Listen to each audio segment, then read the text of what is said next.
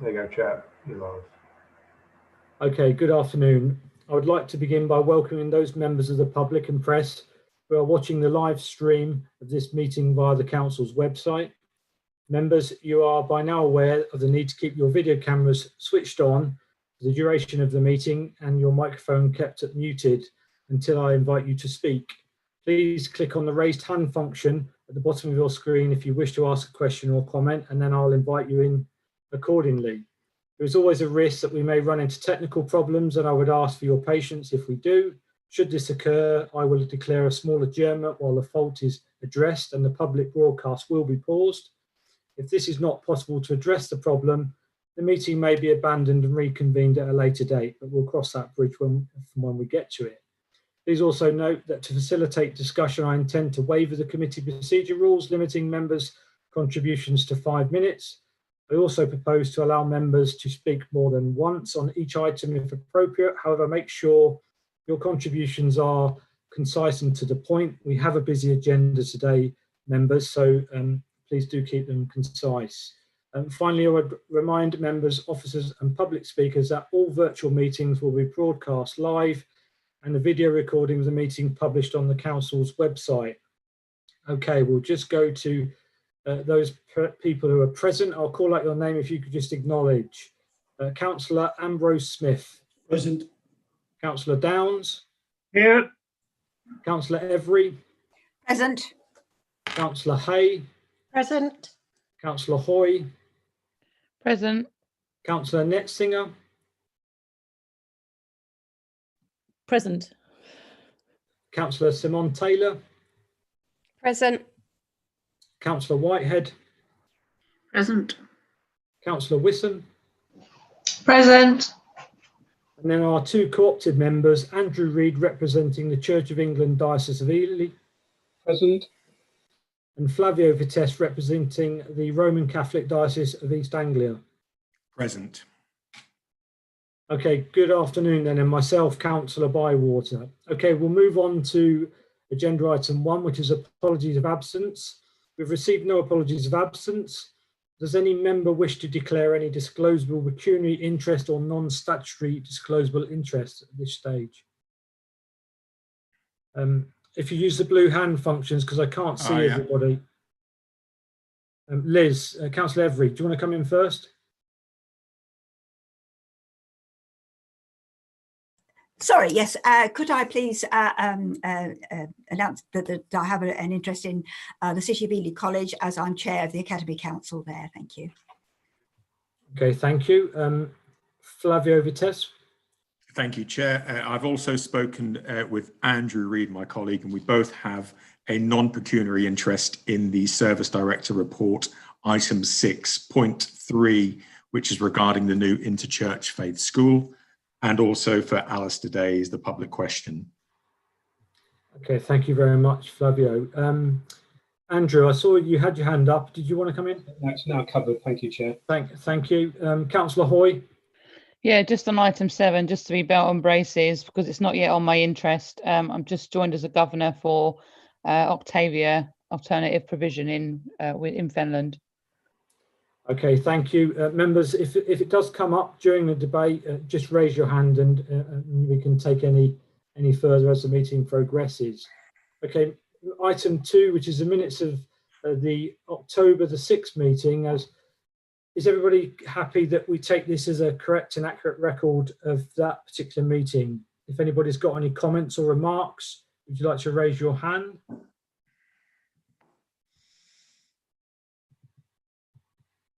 Okay, I can't see any, so I'll take that as carried unanimously. I will, of course, sign a hard copy as and when I get back to the office.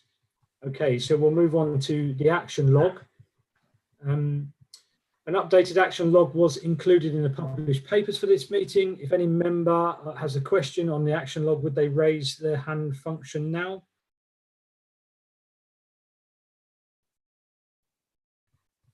Okay, I can't see that, so no members indicated that they wish to speak, so I'll take the action log as noted. Thank you.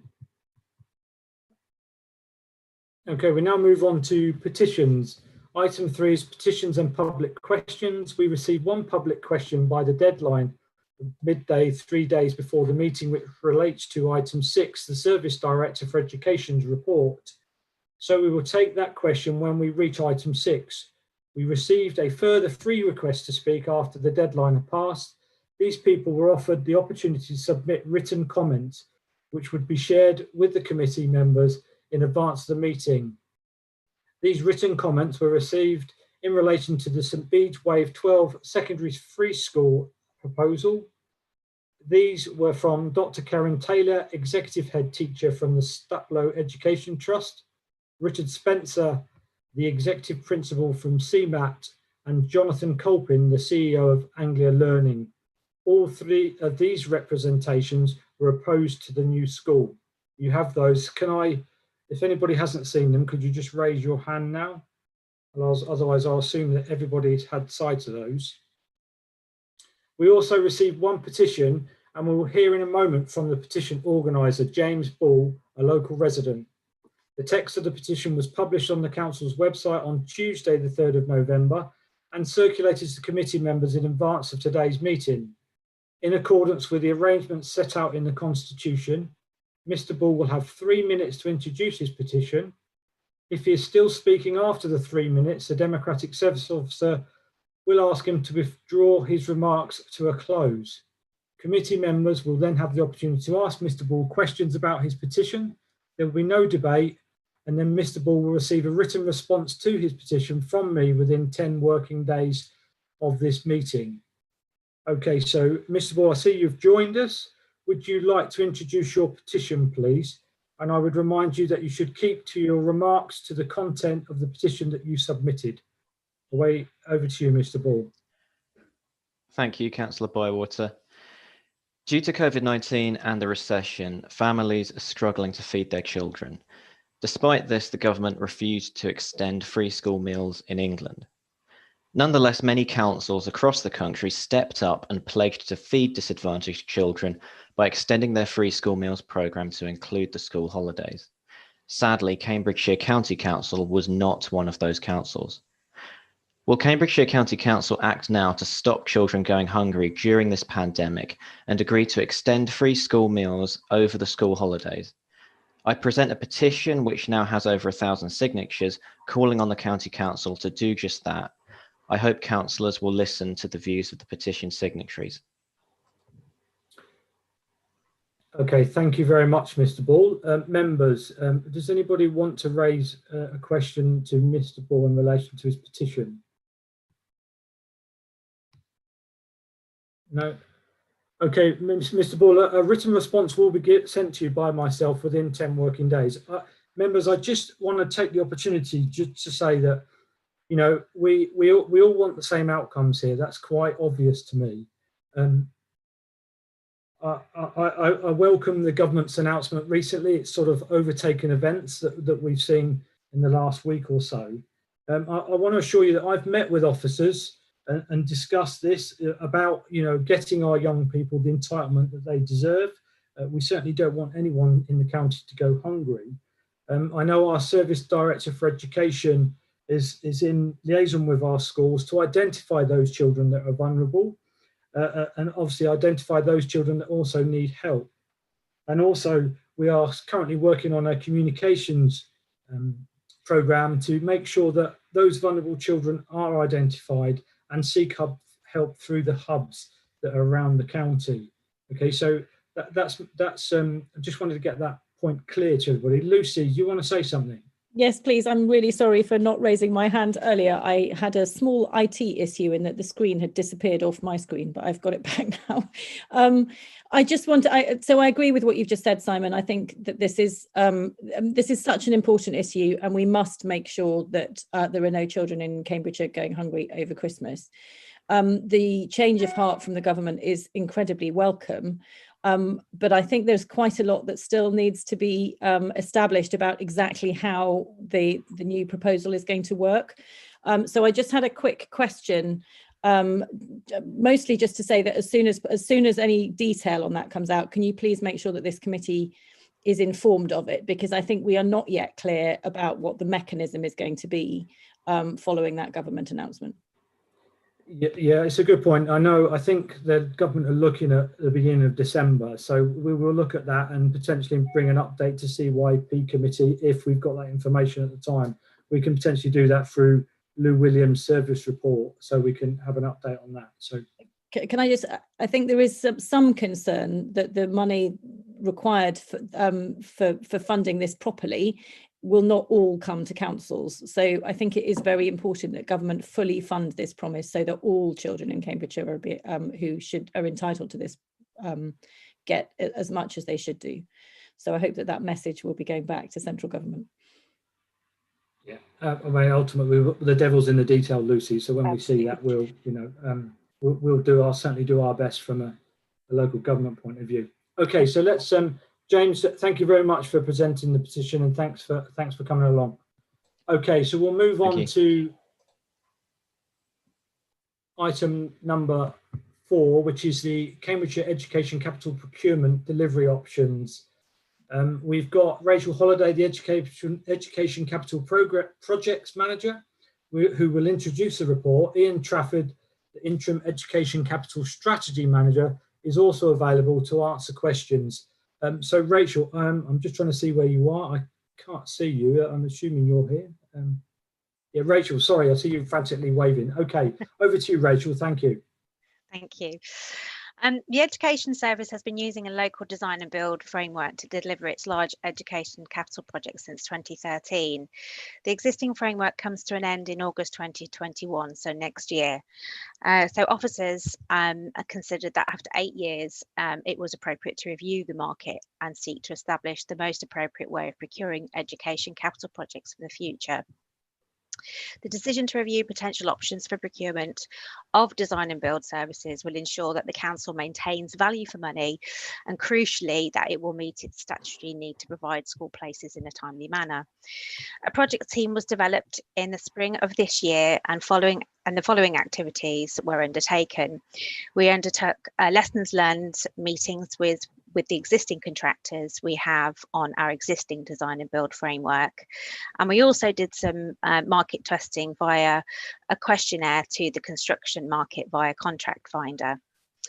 The outcome following the initial review was that officers considered that a further detailed analysis of the following frameworks was required to inform the future commissioning arrangements in Cambridgeshire. That was the reprocurement of the existing local Cambridgeshire framework, the use of the Department for Education school building framework, the use of the Pagabo framework, and the use of the SCAPE framework. Officers then followed this up by meeting with representatives from each of these frameworks. And we also had review meetings with 3 adjacent local authorities because we felt it was important to understand what was happening, not only nationally, but also regionally as well. Officers then followed this up with using the Cambridgeshire Project Management Framework, which is a framework we use internally to monitor projects. We prepared a business case which included the results and themes following the market testing exercise, a detailed options appraisal including the non-financial benefits, financial benefits, and the opportunity costs. We also put together a project plan setting out the timescales of the delivery of each of the frameworks. These are included as appendices within the papers that were issued to councillors and members. The results of the options appraisal being the most crucial part of the business case, are set out in table 2.6 within the report. In summary, however, the outcome was that officers felt the SCAPE and the Pagabo procurement route would have a very high financial impact. This includes a significantly high cost in the form of a framework fee, which would be charged in addition to the already existing internal costs associated with the ongoing management of the framework. And in this context, officers felt that the council would not be able to justify the costs associated with using either of these frameworks. The DFE school building framework scored the lowest scores for the non-financial benefits and opportunity costs. And the main concerns relating to this procurement route included the lack of flexibility relating to processes and particularly risk management. And because of the high degree of self-funding and self-delivery in Cambridgeshire, for example, the majority or a lot of our education capital projects are funded through Section 106 or borrowing, less so with borrowing these days, but definitely Section 106, and being delivered by the Education Capital Project team. The matter of risk is therefore important in terms of project delivery, and we felt that the DfE's bespoke contract meant that there was little or no opportunity to negotiate with suppliers in this area, which could ultimately, on a project-by-project basis, result in higher delivery costs. As a result of the work undertaken, it felt that the officers recommended to proceed on the basis of the re-procurement of the local Cambridgeshire-based design and build framework.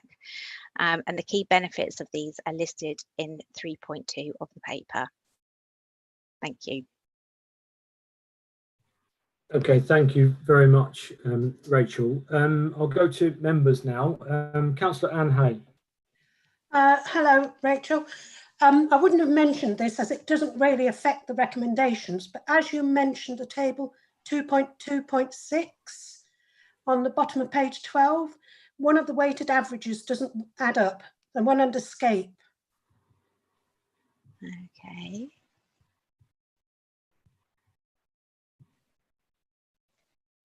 Okay, right, okay. That's fine. We can seek to update that, but I think I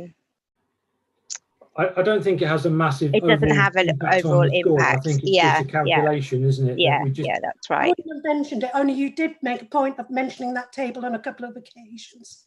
Yeah, no, thank you for that. We can make sure that that's updated. Okay, thanks. Yeah. Lucy. Thank you, and thank you for a very thorough summary and report, Rachel. It's all very clear. I think these recommendations seem sensible. I think under the current circumstances, continuing with our current way of working seems a sensible thing to do.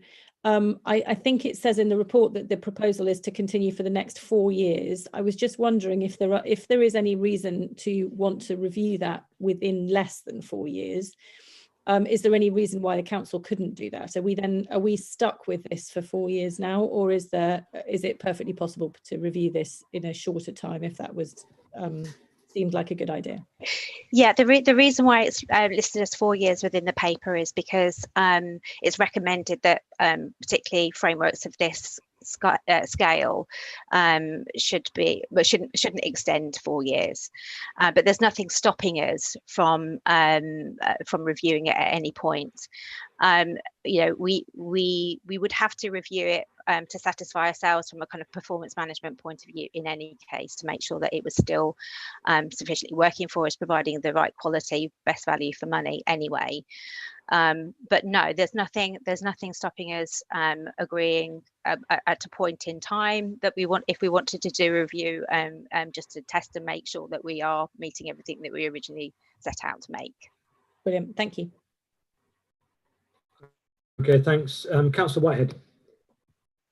Thank you. I noticed, I think I'm referring to page 16. I noticed though in the appendix that on our current platform, as it were, we've got 4 companies, I think, and then there's a list, I think, of about 8 who have not, as it were, joined our framework. Just 2 questions really.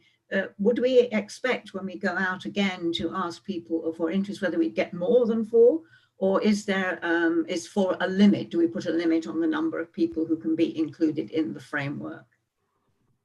I think we would certainly want to limit the number of contractors that we would want on each of the individual lots, because we would break it down into value lots yet to be decided. So currently we have 5 lots within the existing framework.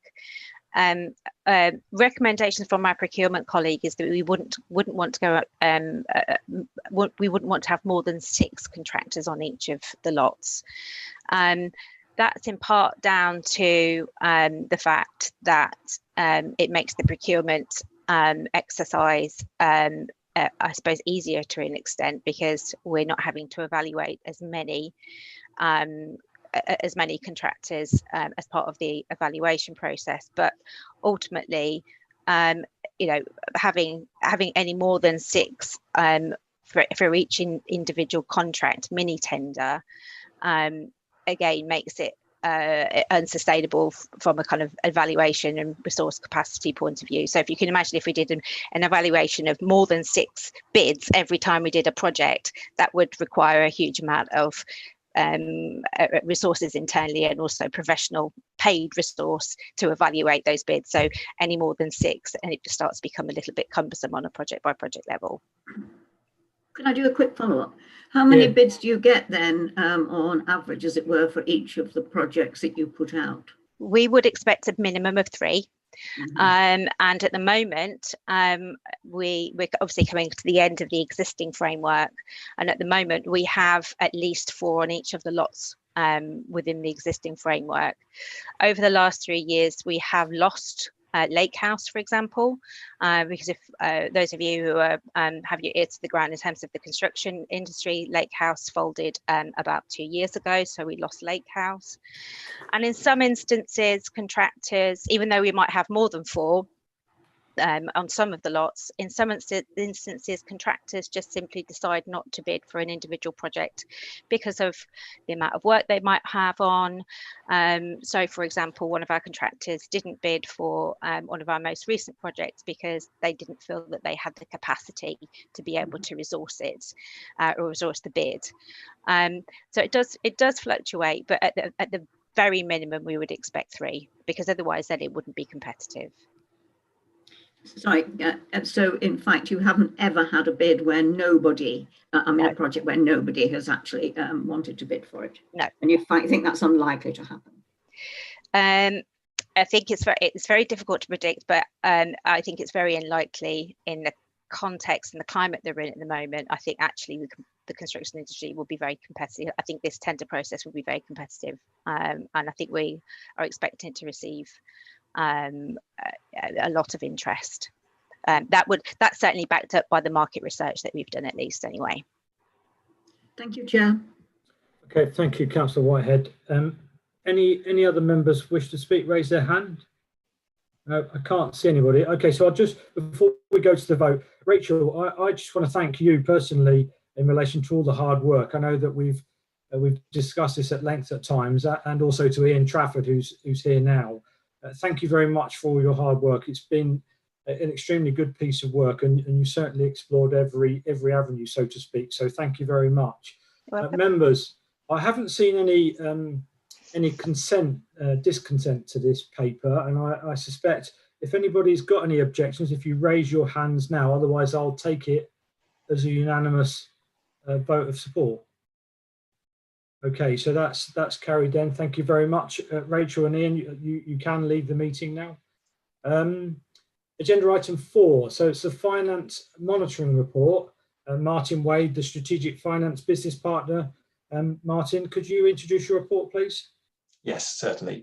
Okay, so this is the position to the end of September, and as you can see from the table in the covering report, the budgets in the purview of this committee are now forecasting an overspend of around just under £2 million at the current time, excluding the overspend on the high needs block element of the dedicated schools grant. Pleased to say that that position has been reasonably consistent throughout the year, despite the issues linked to COVID and the spend due to that. Actually, within children's and education, the actual level of pressures due to COVID is relatively small, mainly within the education sector due to loss of income on a number of our traded services and traded functions, which totals in the region of around 2.4 million in totality of lost income being forecast to date. Obviously, given the current situation at the moment, obviously those projections may well change as we get into the latter parts of the year, and obviously the future reports will be updated to reflect that. Elsewhere, I think it's a pretty positive position in terms of overall budgetary control, in terms of our overall position. I particularly want to draw attention to the children and care placement budget, where we have a savings target in excess of £4 million on that budget, and at the present time in region to deliver about 3.7 million of that, which I think is a significant task. And obviously members of this committee will appreciate the kind of the previous pressures that we've had around that area. So, and obviously Lou and team have done a lot of good work around getting that back in line, and which obviously puts us in a good position going forward. That said, however, with all of these budgets, obviously, again, with the current climate we're in, it'll be interesting to see if any further pressures arise in the latter parts of the years, which will potentially impact on these forecasts as we go forward into the next financial year. Okay, thank you very much, Martin. Members, anybody like to comment? Councillor Whitehead. Thank you, Chair. It's just one or two, not fairly minor points, really. I was just on the one that you mentioned, Martin, about the loss of income as a result of the pandemic. And I just wondered if you got a bit more detail on that. Is that schools are not paying us for services, or we're not providing services, or they're not needed? I just wondered if you could say a little bit more about that. And I just wanted to say that I felt rather encouraged by the fact that as far as asylum seekers are concerned, we now seem to be getting the correct level of funding for them. So that's good. So if anybody could just comment on the education loss of income thing, I'd be grateful. Thank you. Yeah, so I mean, I think really, Councillor Whitehead, I think the kind of things you covered there is a combination of all of the above. Really, it is a combination that we're not delivering things. Obviously, some services haven't been able to operate. Outdoor education and services such as that haven't been able to, and that's obviously impacted on the income there. Other services such as Cambridgeshire Music and other services have changed the way in which they deliver their service delivery, which was helped in that some cases, and in some instances it just has been the case that the schools have not needed those services, especially in those initial parts of the year when the schools were closed for that period of time. So it is a combination of factors. Pleasingly, in a lot of instances, the services, as I say, have been able to change the way in which they deliver. But obviously, for some of those face-to-face things, like outdoor education being the prime example, that has not been possible to do that. John, I don't know if you want to say any more from your perspective. Yeah, just very briefly, some of our traded income is contractual, so we sign agreements in advance. That has been paid, so in line with the public sector regulations, schools and others are paid. A lot of our income is variable, so training offered throughout the year, consultancy support, areas such as early years. If people haven't chosen to access, they don't pay. So very positive we will get back to previous levels of income, but in the short term, certainly being able to tout for more business is not possible, and we are doing all we can to try and bring in that income for other sources. But it perhaps shows how much education has changed, that we are more traded than we have ever been, and that's a risk we hold when we go into situations such as this. Thank you, Chair. Thank you, Councillor Whitehead. Councillor Netzinger, please. Thank you. Just to say, I really understand about the traded stuff, and I agree. I'm sure Jonathan is right that will pick up again when the pandemic is over, but there's nothing we can do about it at the moment. The bit I really wanted to pick up on was children in care, and yes, it is very good that we've made that saving, that 3.7 million saving, but I think it's really difficult to know what the children in care situation is going to look like in 6 months' time. Because there's not much doubt about it that having schools closed over the spring and summer meant that the normal progression through the system changed. And what we're looking at, I don't know whether this is covered later on in the agenda. I suspect it will be. But I think that it would be very foolish of us to get in any way complacent about that number or pat ourselves on the back, particularly because I think trying to disentangle what is COVID related and what is not, and and predict what's going to happen in the next year to that budget would be the kind of crystal ball gazing that I think would be very foolish. So I just think we need to be very, very wary about building too much on those figures at the moment, and keep in mind that we just don't know what's going to happen over the next 6 months. But I will be very interested to hear more from Lou on that. Actually, if Lou's going to come in, I'm also very interested to know what's going on about independent foster placements, which I know was mentioned somewhere, and I can't remember whether it was this paper or a different one. Thank you. Okay, thanks, Lucy. Yeah, I mean, I agree with you. You know, the work that this committee and Lou and his team have done to get us this position is fantastic. It's almost like a bittersweet sensation at the moment because we don't know what that bitter pill is going to be. Lou, do you want to come in, please? Yeah, so, I mean, I think it is very difficult. Predicting the future, as they say, is always difficult. Where we are currently in terms of numbers of children in care is basically pretty much in line with the average of our statistical neighbours. So we always were higher. So we've actually brought our numbers down to much closer to where we might expect them to be.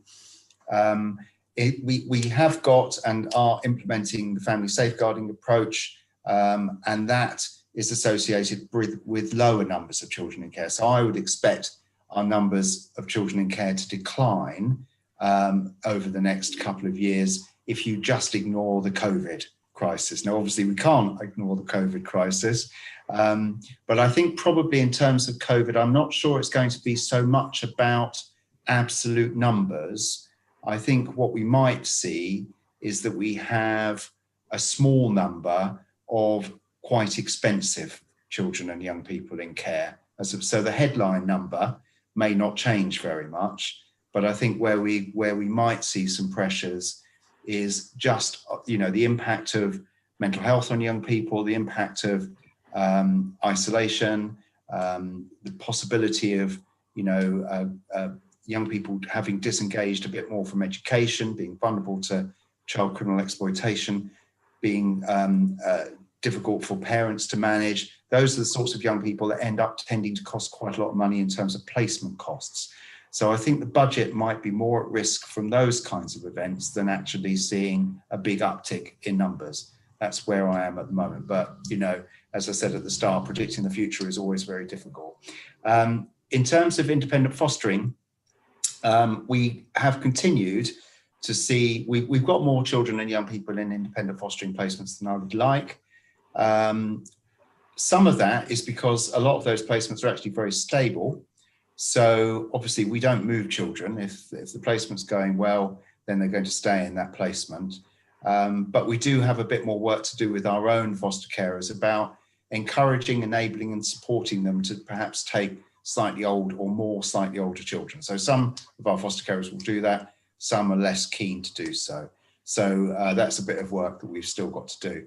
But overall, you know, certainly this year, you know, the £4 million saving target was very ambitious. So to be only 300k shy of that, I think, and you know, we have got COVID at the moment. So I think, you know, Nicola and team can be, you know, very much congratulated about that. I would, as I say, expect to see numbers to continue to decline, all things being equal. I think the COVID impact might be a much slower burn than we expect to see. So maybe not even in the next 12 months will we see some of the impacts coming through. Thank you. That's really helpful. Okay, thank you, Lucy. Councillor Whitehead, you've put your hand back up. Do you want to come in? Yeah, sorry, Chair. It's just a quick one. I was just on page 93, home to school transport, which has been a bit of a nightmare of late. And I see that we delayed, obviously, looking at you know, recommissioning transport. Do we know when we're likely, or when it's possible, to be able to kind of look at the tendering for home to school transport again? John, do you want to come in? Joan, just to say, obviously what we don't have at the moment is a static demand. At the moment, we're adding a lot more routes. We're doubling up on buses in certain locations. When we have a settled intake and approach, we will recommence that process. Obviously, we've exercised the contracts that we have that allow us to do that, but we can't do that forever. So we will have to come back to it when things have settled. Do you think that's likely to be 2021, 2022? 2021 is still our objective, but it's just complicated. And equally, the market is not strong at the moment either, because there's lots of issues around providers and cash flow and furlough schemes, etc., that's impacting them, despite the fact we've carried on paying for all our services regardless of whether they've been used or not. Thank you, Chair. Okay, thank you. Members, I can't see anybody else wishing to speak, so we'll move to the recommendations, which is to review and comment on the report, which is what we've done. So we'll thank you to Martin and the team for presenting the report. We'll move on to item 6 now, which is the Service Director Education report. I'll ask Jonathan Lewis to introduce his report, and then we will hear from our public speaker. John, I've spoken to John about this. John's just going to really focus on the St Bede's issue in relation to his report now. We'll cover that off, we'll hear the speaker and we'll debate that, and then we'll move on to the rest of his report. Okay, so we'll just try and keep it all succinct and together. So we'll now hear from Jonathan Lewis. So John, do you want to just come in, please? Yeah, thanks, Simon. So I will focus on 3.1 of the report initially in the first section around St Bede's Wave 12 Free School.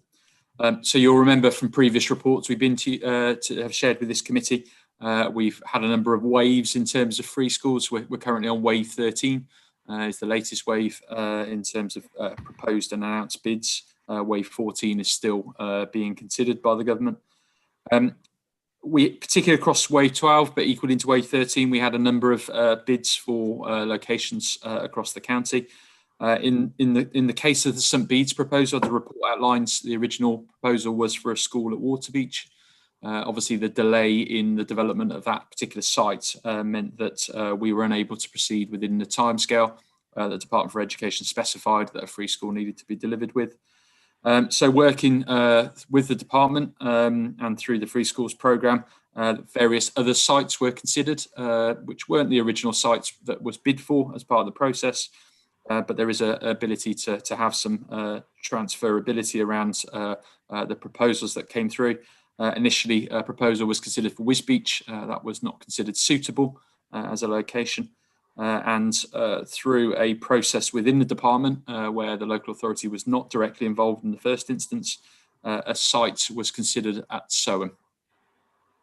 Now, throughout this process, and essentially this is the situation we found us in, the local authority's view is that there has not been the need for a free school in that area. Our basic need calculations have shown us that whilst there is a growing population over that time, the original process was that we would probably need to look at additional capacity by 2027.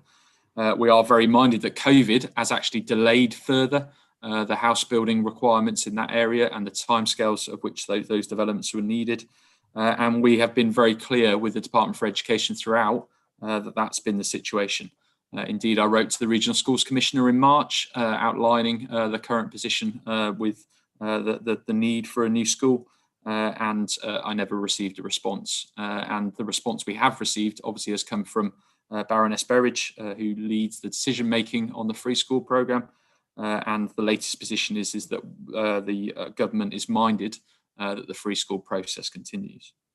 Now, obviously, Alistair is going to join us and obviously give his view. There has been local dialogue. There was a consultation process undertaken, which again, we did comment on in my letter to the Regional Schools Commissioner in March around that particular process. And as we stand today, we've had that firm confirmation that the government wishes to pursue this further.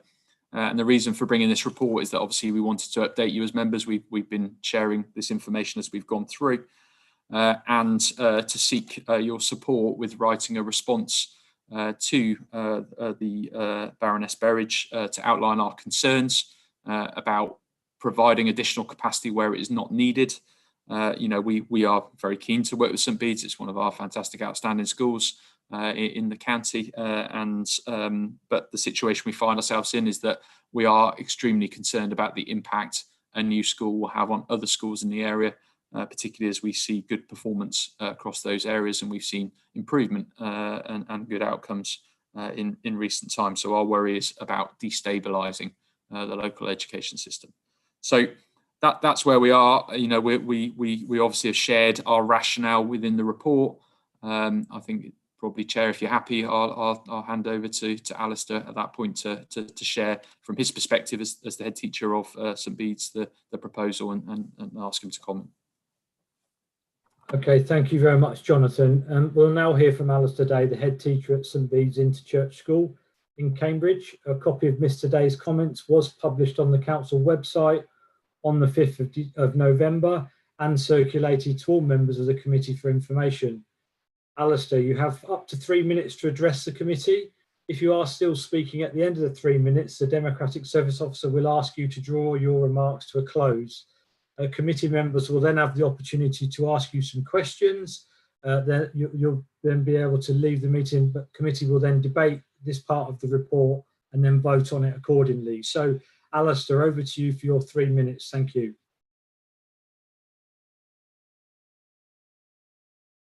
Is Alistair with us? I can see him, but he's muted, so that's it. Right. Okay, well, thank you, everyone. Can you hear me okay? That's great, thank you. That's great, yeah. Well, thank you to members of the committee for allowing my contribution to your discussions about the proposed free school in Soham.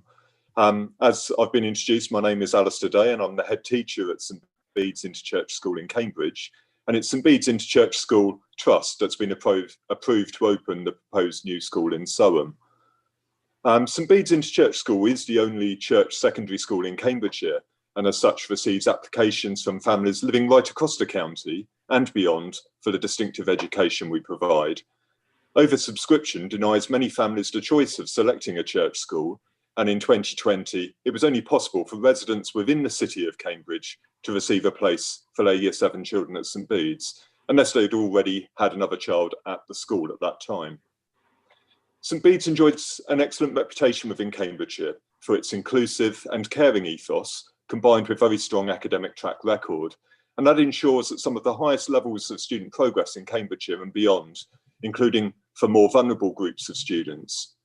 The school's Christian ethos is often identified as a determining factor in school selection for families with children with special educational needs and disabilities. And likewise, we have a high proportion of students for whom English is not their first language, as many families with links to other countries overseas seek a school with church connections.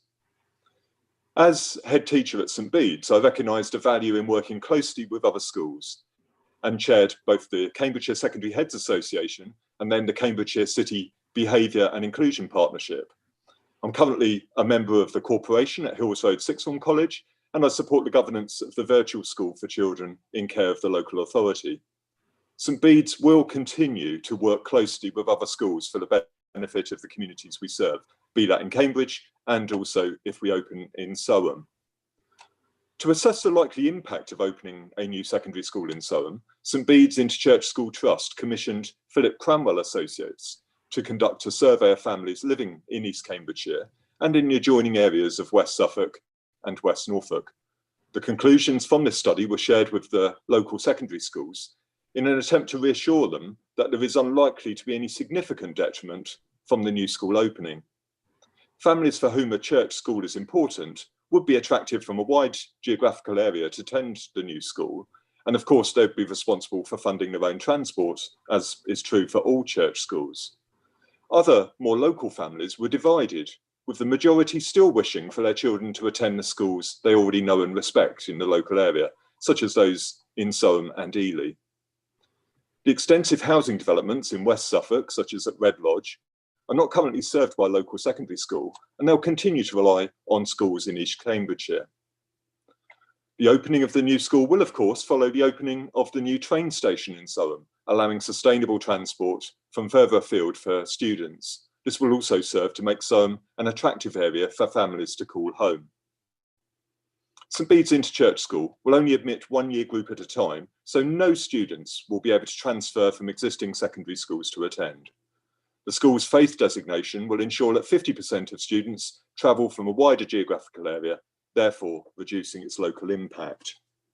So in summary, St Bede's would wish to work with Cambridgeshire County Council and with other local school trusts to provide a choice of high quality secondary education funded by central government for the growing population of East Cambridgeshire and West Suffolk. Thank you very much for listening. Okay, thank you very much, Alistair, and thanks for that presentation.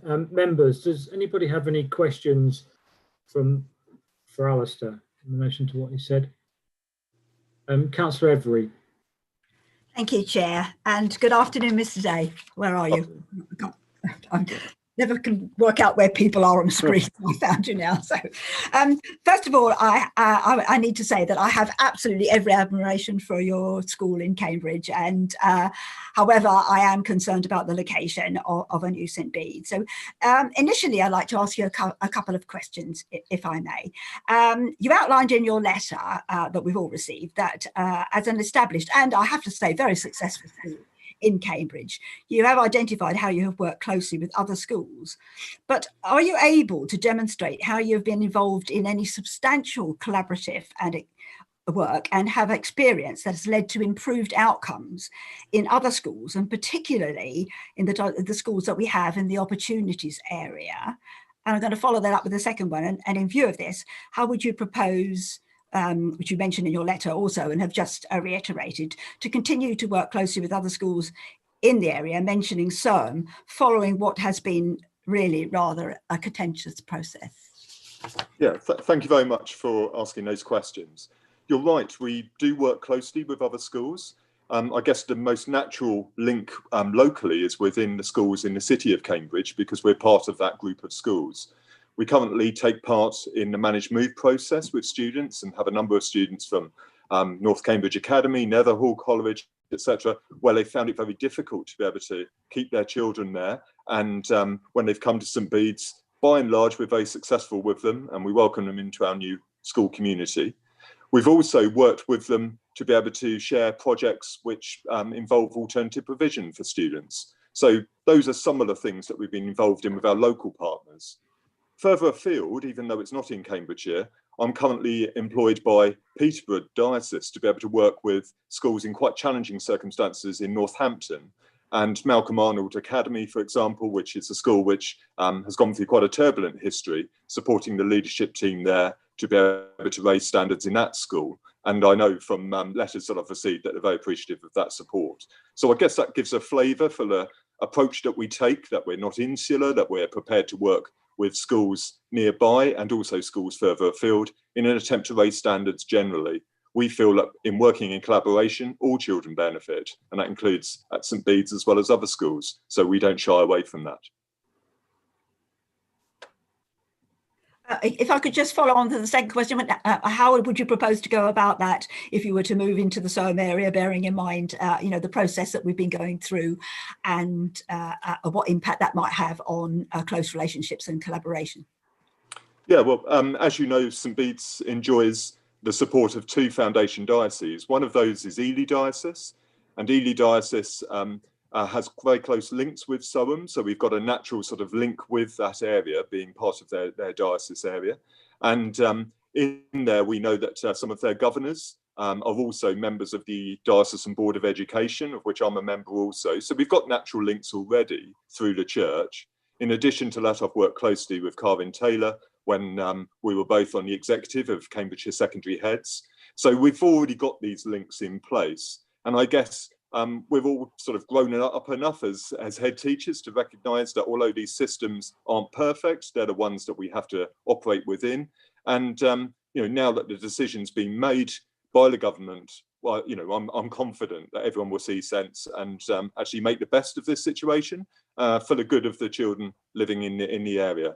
We're very keen to be able to work with our partners, as I've said, and I can see lots of benefits of them working closely with us to be able to take advantage of new facilities that will be built as a result of this, as well as being able to attract new people into the area through all the expansion that's taking place locally. Thank you. Okay, thank you. Councillor Netzinger. Thank you. I find some of the words you're using, Alistair, somewhat bizarre under this, given what you're trying to persuade us of. I mean, you've talked about there not being any significant detriment to local children.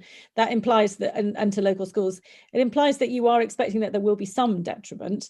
And the same is true in what you've just said about, I think it feels to me a little bit as if you're slightly lukewarm about this. Making the best of the situation is the phrase that you used. It sounds to me as if you're, to some extent, slightly lukewarm about this proposal yourself. I have to say that I think the whole proposal is a disaster. And I think that one of the reasons, I mean, there are a whole range of reasons why I might think that, but one of the very significant ones is the enormous difference between having a church school in a city like Cambridge and having one in a relatively small town like Soham, where there simply is, there are enough children for one good school, but not enough for two. And one of the things about the size and scale of Cambridge and the way in which it works is that children from across Cambridge, and you said in your introduction that the vast majority of the children at St Bede's do come from the Cambridge area. The majority of children in Cambridge cycle to school. They cycle from different parts of the city, but they are entirely accustomed to cycling around their city, and that's both good for their health and good for the environment, and it's a thoroughly excellent part of the way we live here. That is not true in East Cambridgeshire because the geography is very different. I mean, children probably do cycle around Soham and they cycle around Ely. They do not cycle from Ely to Soham, nor would they cycle from Red Lodge to Soham. So if you're looking at that broader geography, you are effectively always accepting that you're going to be busing children around the county. And I think that that's both extremely costly in terms of children's time, in terms of not creating a community spirit, and particularly importantly at the moment in terms of the environment. And I just don't think that this is a project that we should be taking forward as a good idea at the moment, when the environment ought to be one of our most serious and most important things to be tackling. The idea that we would be encouraging children to be driven from Cottenham and Impington to Soham to school just seems to me mad. So I just wonder what your response to that is. Yeah, well, thank you very much. It's an excellent question. And as a geographer, I too am very passionate about the environment. And I think it's something that we do need to bring to the forefront. The school itself has been selected as one of 15 schools in the UK to be a green school. So they're going to build it sustainably, and it's going to be using materials which are both kind to the environment and will continue to have a low carbon footprint once it's been built. So there's some innovative technology that's going to be incorporated within it, which is very exciting.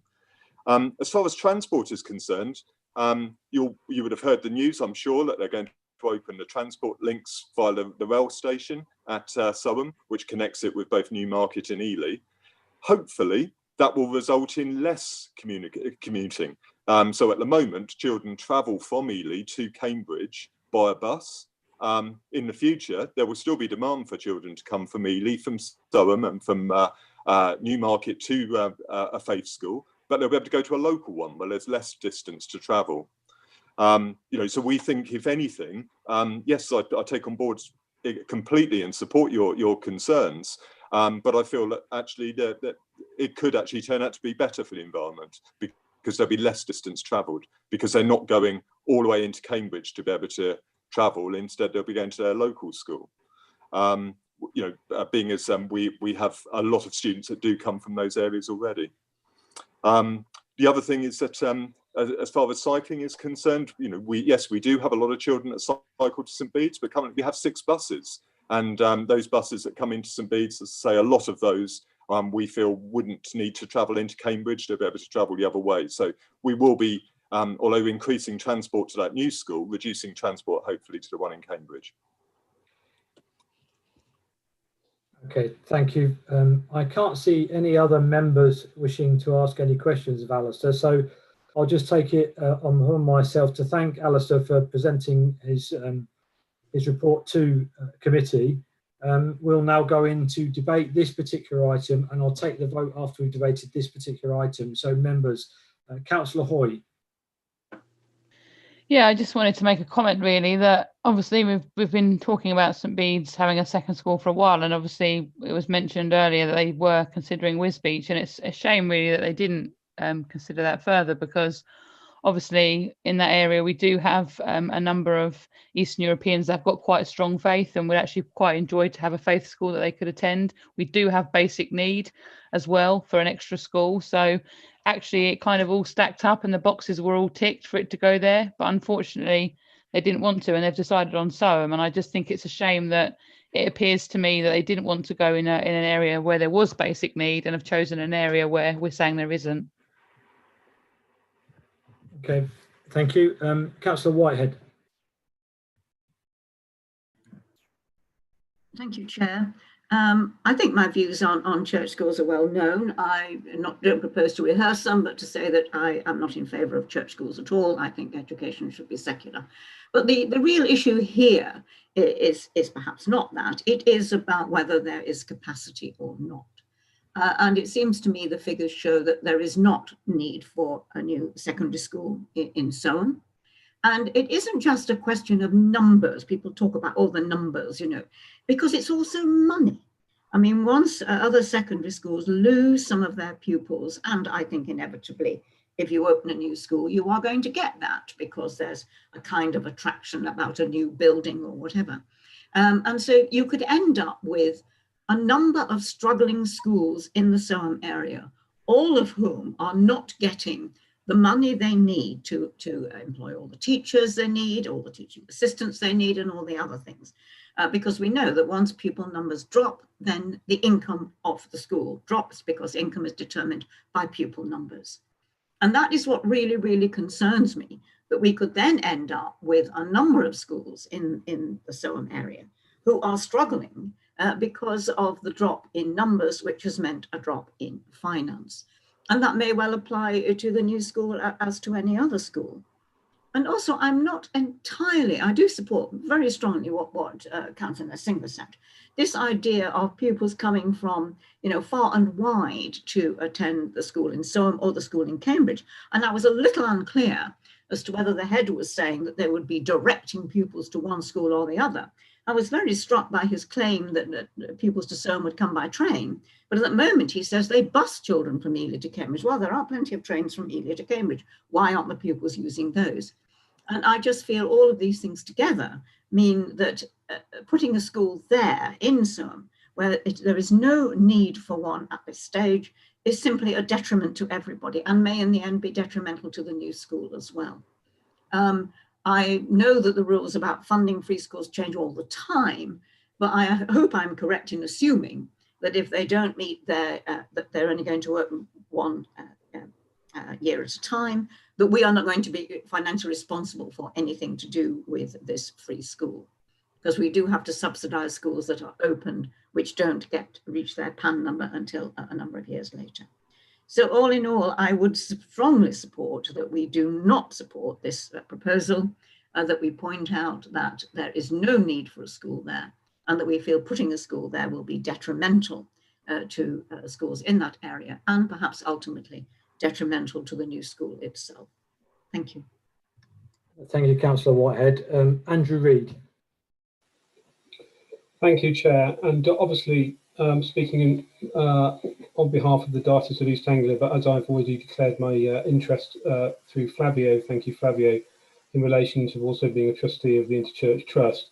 So I wanted to make a small point, if I may, because I think all the points have been made clearly on both sides, including an excellent presentation by the head teacher. The letter that came from Baroness Berridge sets out very clearly in paragraph 2 that in the eyes of central government, there is agreement with Cambridgeshire County Council that in fact there is capacity for school. And my point isn't to contend that. My point is to ask the question that we need to address a long-standing problem that keeps coming round, which is the relationship between local government decision-making and central government decision-making, which is placing both St Bede's School and the Children and Young People's Committee in a difficult position. So my plea would be that both diocese and the school are very sensitive to the concerns that have been raised by a community which they are already embedded in. This isn't a them and us situation. So we are very mindful of those things. We are also extremely keen to open a new school. However, I do want, and I would implore members to consider that this is about how you take this question to the Minister for Schools and to the Regional Schools Commissioner. The decision has been made at that level.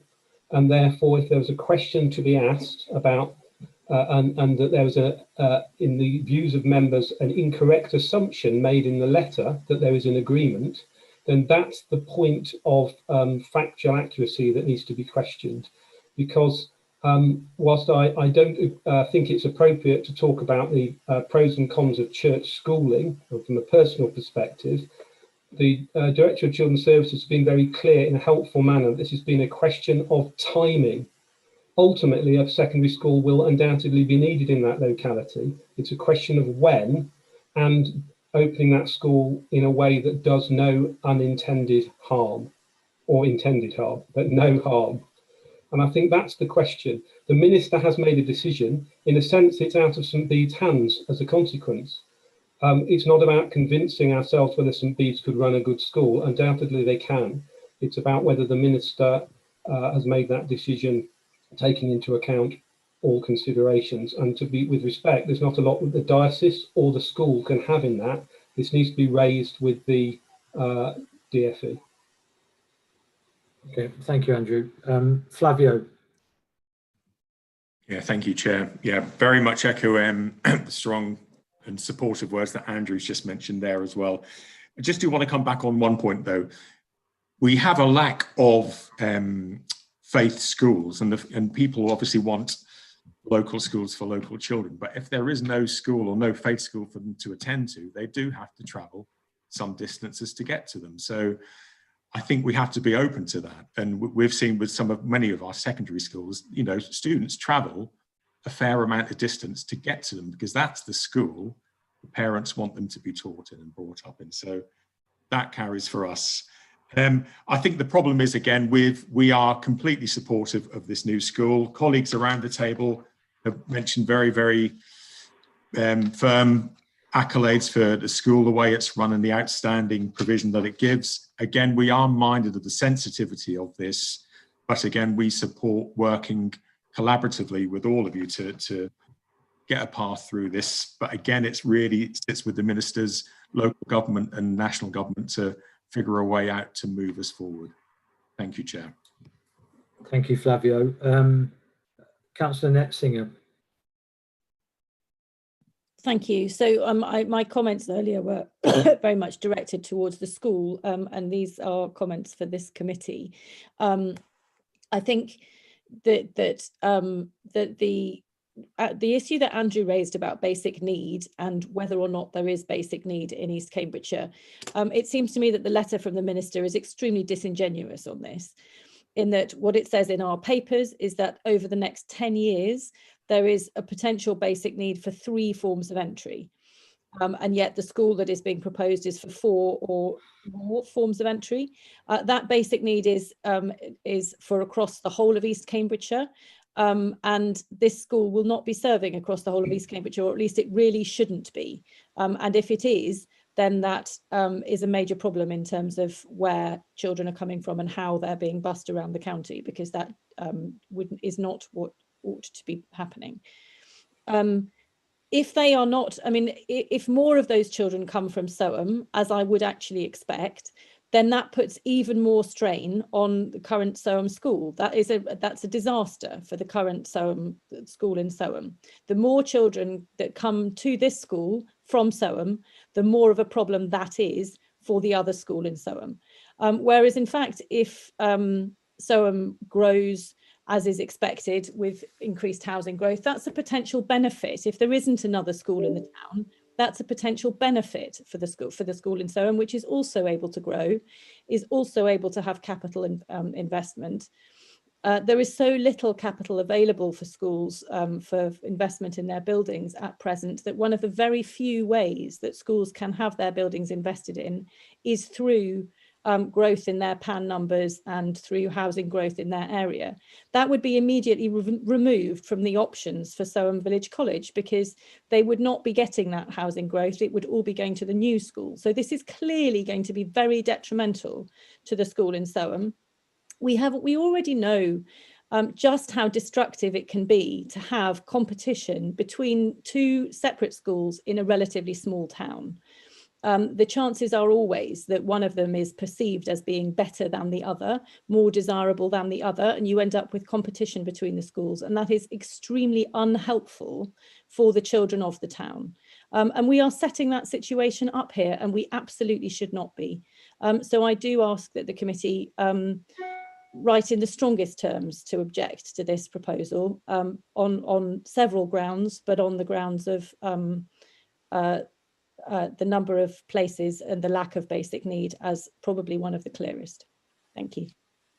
Okay, thank you. Can I just ask the members to take their hands down when they finish speaking, please? It just makes my job a little bit easier to see who's next. Councillor Every. Thank you, Chair, and I'm in total support of the Councillor Nelsinger and also Councillor Whitehead, because I think over this period of time we all know the long-standing and unanimous opposition from our local secondary schools to these plans for a free secondary school in Surham. I'm horrified to hear that no response came back to us from that kind of representation. I'm sure we would have been quite happy to have seen the school in Wisbech, but not in Surham. We know that the basic need criteria requires a high proportion of the places at the proposed school will be needed to meet a projected shortfall of school places. But the need for additional places across the planning areas is limited in the short and medium term.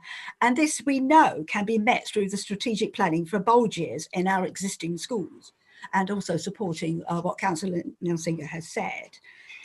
Every secondary school in the area is good or outstanding. There is an existing capacity to meet need without the huge capital costs associated with building a new school. It's also questionable whether a secondary school of just 600 places will be viable in terms of offering a breadth of curriculum and resources that will be needed to provide an outstanding school experience. This is likely to cause a significant amount of disruption to provision in the area and will be a really divisive matter.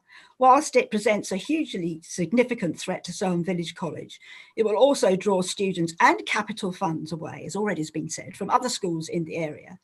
And I feel we should oppose the plans robustly and support our officers here who've done a huge amount of work on this and know what they're talking about.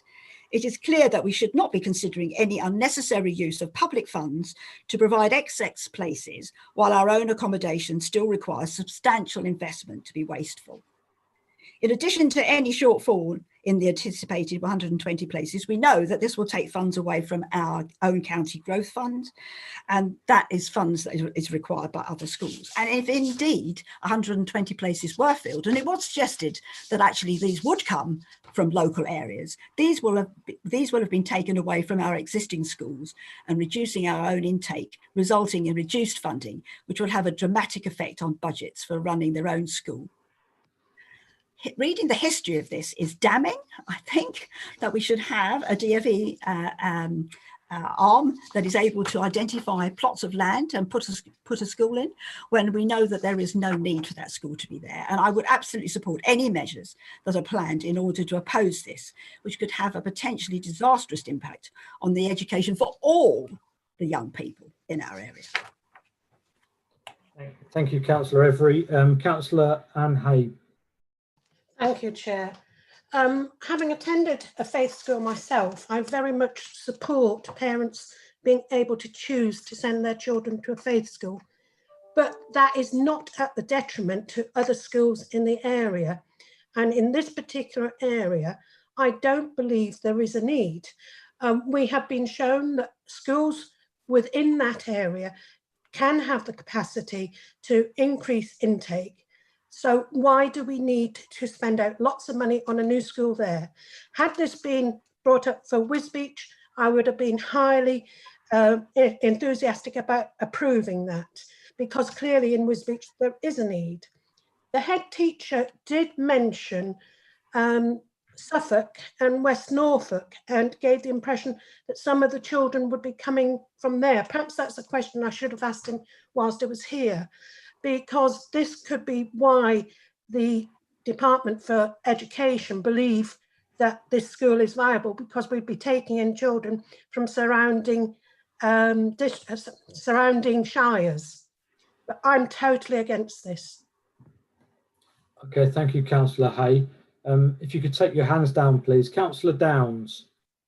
Yeah, thank you very much. I won't go again over all the good points that have been made, and I certainly don't want to get embroiled in the faith school, non-faith school issue, but I am concerned about the danger of having too many schools that are too small to be viable. And when we say viable, we don't just mean, we mean viable in the fullest education sense. We have a funding formula which works well if the school is reasonably large. But frankly, a full elementary school isn't large enough to provide a good range of options, especially in Key Stage 4. And the thought of having a lot of smallish schools is not the sort of thing that good planning would produce. So without being too tedious about the funding issue, I would strongly urge us not to support this at this stage. It may be our successors in 4, 5, 6 years may need to look at it again. So I would urge the committee to reject this and to make strong representations to the government to say that they don't know what they're talking about. Thank you, Councillor Downs. I can see there's nobody else who's indicated to speak. Just as a chair, I'd sum up before we go to the vote. I think that there's no doubt that St Bede's school is an excellent school, as are all the surrounding schools in Soham. I think that this is a government issue that's being forced upon us, really, and I look at it very objectively in relation to, is there a basic need in that particular area and the impacts on the other schools. And as you've seen from the letters from Dr. Karen Taylor, Richard Spencer and Jonathan Calpin, they put their views across quite eloquently in their comments to us as well, really. So, and Andrew Reid, you're absolutely right. This is something that we do need to take to ministers. I'm not sure if I'm right in saying this, but, you know, have they been and had a look at the area? You know, how close have they actually been to this, really, and seen what the impacts are? I suspect not, really, but I'm going to go to the recommendation B on this part, okay, and I'll read it out. It's provide it support this committee to the Executive Director of People and Communities in writing a response to Baroness Berridge around the lack of basic need demand for a new secondary school in Soham. Okay, so I'm going to go through everybody individually, and if you can tell me whether you're in favour or against that recommendation. So, Councillor Ambrose Smith. For. Councillor Downs. For. Councillor Every. For. Councillor Hay. For. Councillor Hoy. For. Councillor Netzinger. For. Councillor Simon Taylor. For. Councillor Whitehead. For. Councillor Wisson. For. Andrew Reid. I don't think it's appropriate to vote. I'm against the way that it is phrased, but I'm for the discussion with ministers. So what are you saying? For, against, or abstain? Abstain for the reason that it's not phrased. Okay, thank you. And Flavio? Yeah, I'll second that. You're abstaining as well, and I'm in favour of the recommendation. So, Rashenda, I suspect on my basic maths calculations that is a majority, yes? Yes, that's confirmed, Chair. Okay, thank you very much, members. That was a good debate. Jonathan, I'll come back to you now just to introduce the rest of your report, and then we can just take recommendation A. So over to you, John. Okay, thank you. I won't spend too long, conscious of the time. So what I've done in the report is cover two things aside from the Soham situation. So firstly, Appendix 1, which outlines the current position with COVID. Gives you an oversight of the activity and work that's been going on. I have highlighted 4 areas of concern, or maybe highlight, around the work we've done with remote learning, the laptop scheme where the DfE has reduced our allocation of laptop for bubble closures, the positive position around attendance, and also the rising position in the number of take-up of free school meals, which obviously reflects the challenges that we have currently in the economy and in our communities. The second part of the report then goes on to wider issues. I'll highlight the changing process around elective home education, the very welcomed introduction of a meeting that has to happen prior to children being allowed to be taken off roll for elective home education to make sure parents fully understand the obligations. That is a positive step forward. I do note, however, there is no additional resources for the local authority to deliver on that change in requirement. And I've also then given you a flavour of the key areas for school improvement and SEND. And I think, Chair, probably rather than go into lots of detail, happy to take questions on the remaining of content of the report. Thank you. Okay, John, thanks. Before I go to Councillor Whitehead, I just want to touch on elective home education in relation to 3.12, where we talk about Essex on the regional network, and Essex are leading and taking a paper to the Select Committee in relation to their concerns about elective home education and the increase in it. I'd like to see a paper come to CYP committee in relation to that and what our position is within the county. Make no mistake that there are some fantastic people teaching their children at home. I absolutely get that. But for me, as a former police officer, I have extreme concerns about some of the safeguarding issues in relation to those children that cross county boundaries, that are moved from one county to the next and suddenly appear in another county. I'd like to understand that a bit more and the risks associated to that. So with member support, I'd like a paper to come back really so we can understand that, and or potentially I can go back to the regional network and give a position of this council on our view of elective home education. John, I don't expect you to reply, but Joan, would you like to come in? Thank you, Chair. Yes, it was on that topic. I mean, this is something that's exercised this committee since I first joined it in 2013, about the children who are completely off the radar that we don't know about. And it is a very emotive issue, as you say. I'm sure there are parents who are doing a good job of educating their children, though one does have concerns about that, because one of the issues, as far as I'm concerned about education, is about broadening people's outlook, broadening people's attitudes, introducing people to a whole range of things and viewpoints and people that they may not meet in the home. But I must say, I support what is being proposed here. I think particularly making it clear to parents what things are about if they go for home education. And also because, of course, we will then know who they are. And I think that that is something that has exercised the committee, is we don't always know who they are, we don't know where they are. And every now and then, of course, as you mentioned, Simon, there comes up something in the media about some horrific case of child neglect. So I welcome what's being proposed here, but I would also support you in looking at what more we can do. And I know we do our best to keep tabs on children who are home educated, who can, of course, I believe I'm right, or Jonathan may correct me if I'm wrong, they can, of course, be inspected by the inspectorate, I believe. So I think this is what we're proposing here is a step in the right direction, but yes, we'll definitely welcome more information on that. Thank you. Thank you, Councillor Whitehead. Councillor Simon-Taylor. Thank you, Chair. Just want to touch on the laptops, the laptop scheme. Have they already been allocated? Or I think I can remember you saying last time that they've already been distributed. The bit where it says the scenario where there were children who are unable to access learning remotely, does that mean that they were unable to access it because they had no laptops or because they had no internet? I mean, there's probably scenarios where they don't even have internet at home. How will this affect their learning if they were to have to stay at home? Okay, so there's been two laptop schemes. So the first one was for children known to a social worker and those in year 10 that were disadvantaged. We've distributed those laptops out, so they've been specifically targeted at groups. This scheme is more about supporting the digitally disadvantaged, those children that can't access live learning, and the new remote learning requirements say that you have to do live learning, as part of the requirements for it. Obviously, where children haven't got access, we will continue to provide packs, work packs, so they are available in the home, but it's not the full offer and in line with the government expectation. So this scheme was designed that we could draw down a number of laptops to support those children.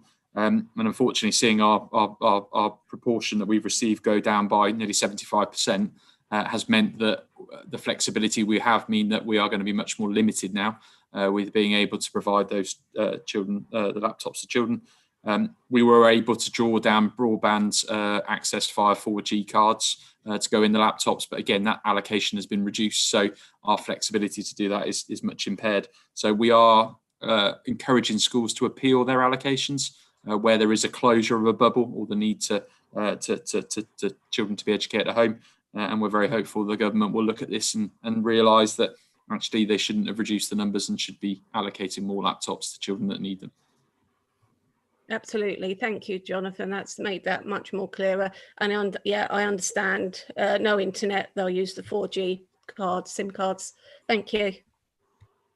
Okay, thank you, Simon Taylor. Councillor Lucy Netzinger, please. Thank you. Thank you very much for this very full report, Jonathan.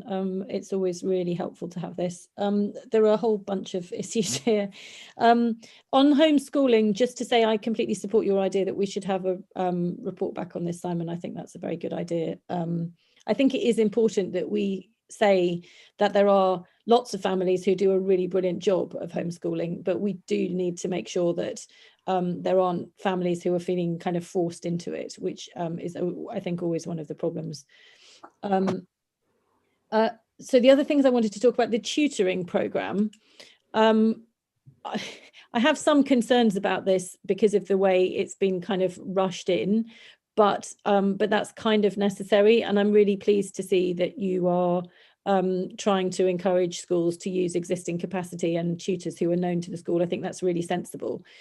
The thing that I would like to try and, I think there is an opportunity for us to do some learning from this and to try and understand how schools are using this money and where it's being used most effectively. It's rather unusual to have the opportunity to do this kind of work. And I think trying to get as much learning from that to see how we can best support students to do catch up would be really helpful. So if you could just say a tiny bit about how we're going to be trying to capture what's effective and what works and what's less good. One of my kind of personal views is that actually quite often small group work is more effective than one-to-one teaching, but it would be interesting to know whether schools are using that and how much they're using that and how much that is felt to be the case. I'm really pleased that Simone raised the remote learning issue. And I really think that that's a massive problem. And the problem is partly that, I mean, it was very different in the spring when everybody was off. The problem now is that schools are kind of half in and half out. And that some students are really not able to access education because they're not in school, and that they're because they've had to isolate or because somebody in their family has had to isolate. And we've got a really, really mixed pattern of many pupils who are just in all the time and things are perfectly okay, but a substantial minority who are missing substantial chunks of school. And I think we need to be really aware of which of those pupils who are missing substantial amounts of time are not being able to access remote learning or not getting the support at home. I mean, some children are obviously much more able to manage and to catch up and will have family support and parents at home who can help them. There will be a minority of that minority who will suffer really badly. And I think we need to be looking out really carefully for who those ones are and making sure that schools are extremely aware of which of their pupils have suffered, have been off for longer periods. And related to that is the business about GCSEs and A-levels. And I think the announcement today from Wales is really interesting. And I am extremely concerned that there will be, again, a substantial minority of students in Cambridgeshire who have missed substantial chunks of schooling this autumn and may miss more in the spring. And that for those pupils to be expected to do the same exam under the same conditions as pupils who haven't missed a day really isn't fair. And it's that fairness thing that I'm very concerned about. I don't think there's very much we can do about that because it's a national issue, but I think it is something that we as a committee ought to be aware of. Thank you. Thank you, Lucy. John, do you want to come back? Yeah, absolutely. So in terms of the tuition programme, the reason the government have rolled it out is that it's based on evidence that's been collated by the EEF. So there's obviously a ground basis for doing it. part of the work that will be done, one of the reasons we're really keen to work with the Unity School Partnership is that they have a research school, and we're really keen to learn the impact that will have, and whether this is an investment that schools will wish to continue if it has the impact on catching children up. I guess the challenge is it's a very artificial environment we're in, and we what's your baseline and how do you work it through? But that's certainly going to be part of the thinking as we go through this.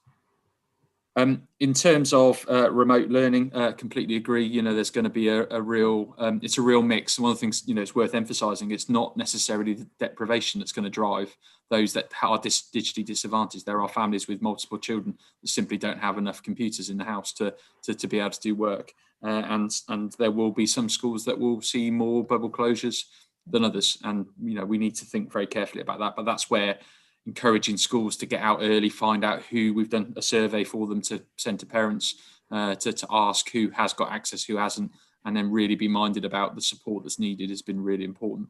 And I'm glad schools have done that. In terms of GCSE and A-level results, obviously the statement that's come out is that the government is still intent on running those examinations. The one thing I would say that was sort of buried in the announcement is that there is going to be a discussion about flexibility for those schools, the results of those children whose school has been closed. How you would do that and create something fair is going to be a very interesting dialogue. And we talked about our algorithms last year. I can see another one coming.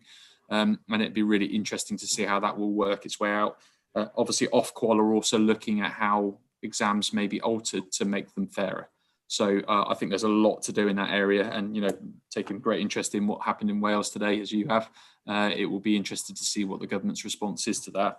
I think what schools are doing, though, is doing everything they can to get children up to speed, ready, and make sure they do their very best in their exams. And we need to keep encouraging pupils to catch up. And I think that should be the focus, not necessarily the exams. That has to be where we catch up that gap in learning. Brilliant. Can I just come back really quickly on that, Simon? That final point about the discussion about schools which have been closed is really interesting. I think it's very important. It's not just schools. There may be students who have missed multiple weeks, maybe because they have had to self-isolate because of somebody in their family twice. That would be a month off school, even though the rest of the school is open. Yeah. And actually, it's under those circumstances that it's the most difficult for students, because the majority of their class are in. So their teacher is not setting work online. So I think we need to be really, really aware of individuals in this as well as schools. And I don't know if there's any way we can feed that back to national government. I've certainly had that conversation with the DfE. They've talked to us about this, and it's really is a complex picture. Equally, key worker, they've been in over the summer to give allowance for them when actually they haven't had a proper curriculum offer. So they're going to have to be really careful about what they measure and how they measure, because there's no guarantee, there's going to be the same quality standard of teaching happening. Likewise, remote, even if you had access, doesn't mean the quality is good either. So, there's a real judgment call to be made, and I'm not quite sure how they're going to do that. Thank you. Okay, thank you. There's nobody else indicating to speak, so I'll just wrap it up now. But I think it's important for me as chairman just to pass on my thanks to John and the team.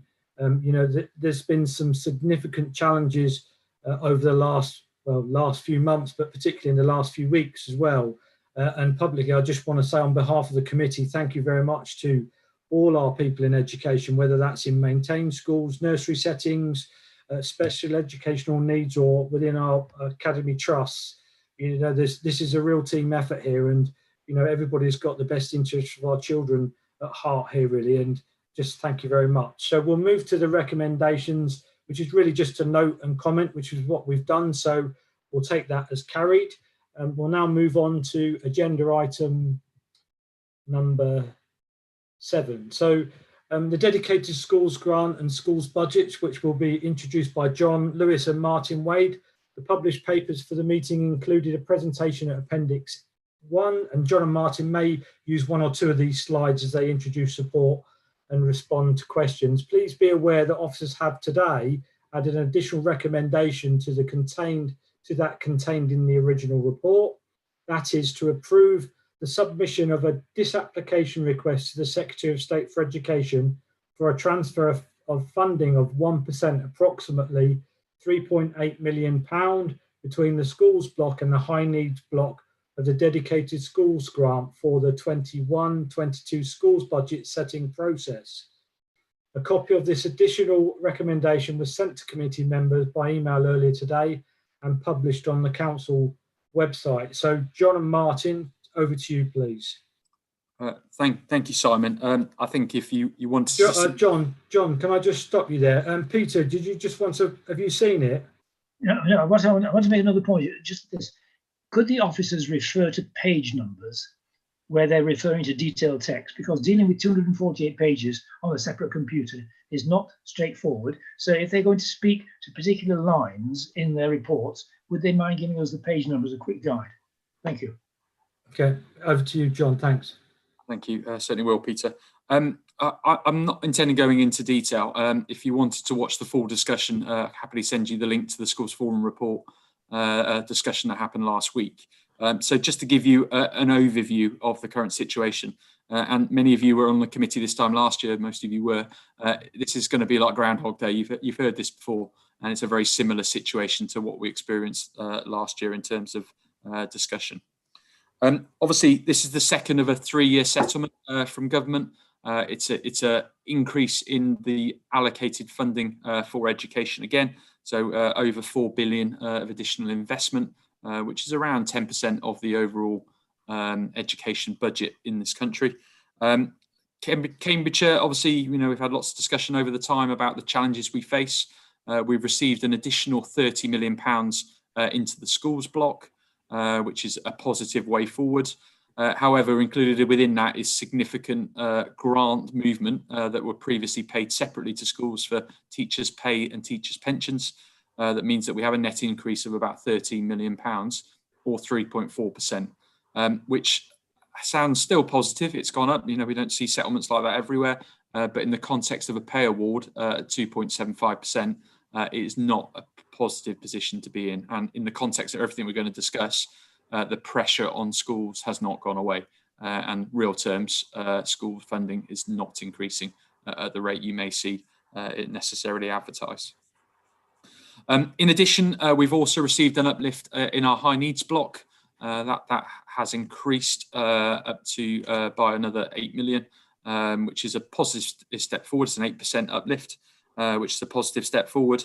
I do have to, however, warn that that was the third lowest increase in the country. So the challenges we face with our high needs block, and the report outlines the gap we have in our budget. So it will be a £24 million deficit at the end of this financial year. And obviously that is in a context of rising numbers of education, health and care plans, significant additional needs coming into the county all the time, and the challenge from government that we have to reduce our spend. Although, if I remind you of the reports I brought previously, we've been told very clearly our activity, the amount of children in mainstream schools, special schools, independent schools, is right and properly allocated. But the funding formula that we are funded through for the high needs block does not generate funding in line with that need and that pressure. So the report goes through the situation we've been in. We have consulted schools on a budget proposal, and the report outlines the proposals that we have made. Useful to remind ourselves of the process. The role of the local authority is propose a budget.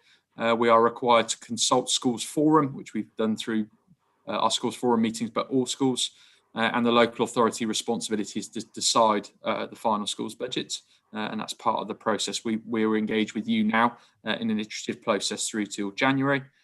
Obviously, the consultation has posed questions, so that £28 million deficit means that we cannot sustain the level of expenditure that we've currently got. We will be coming back to this committee in January about cutting our support for education, health and care plans to bring it in line with our statistical neighbours, which means somewhere in the region of about 10% cut in direct school funding. And the report also outlines the other areas where we've looked to make savings. So we've cut our investment in the behaviour improvement, attendance improvement partnerships.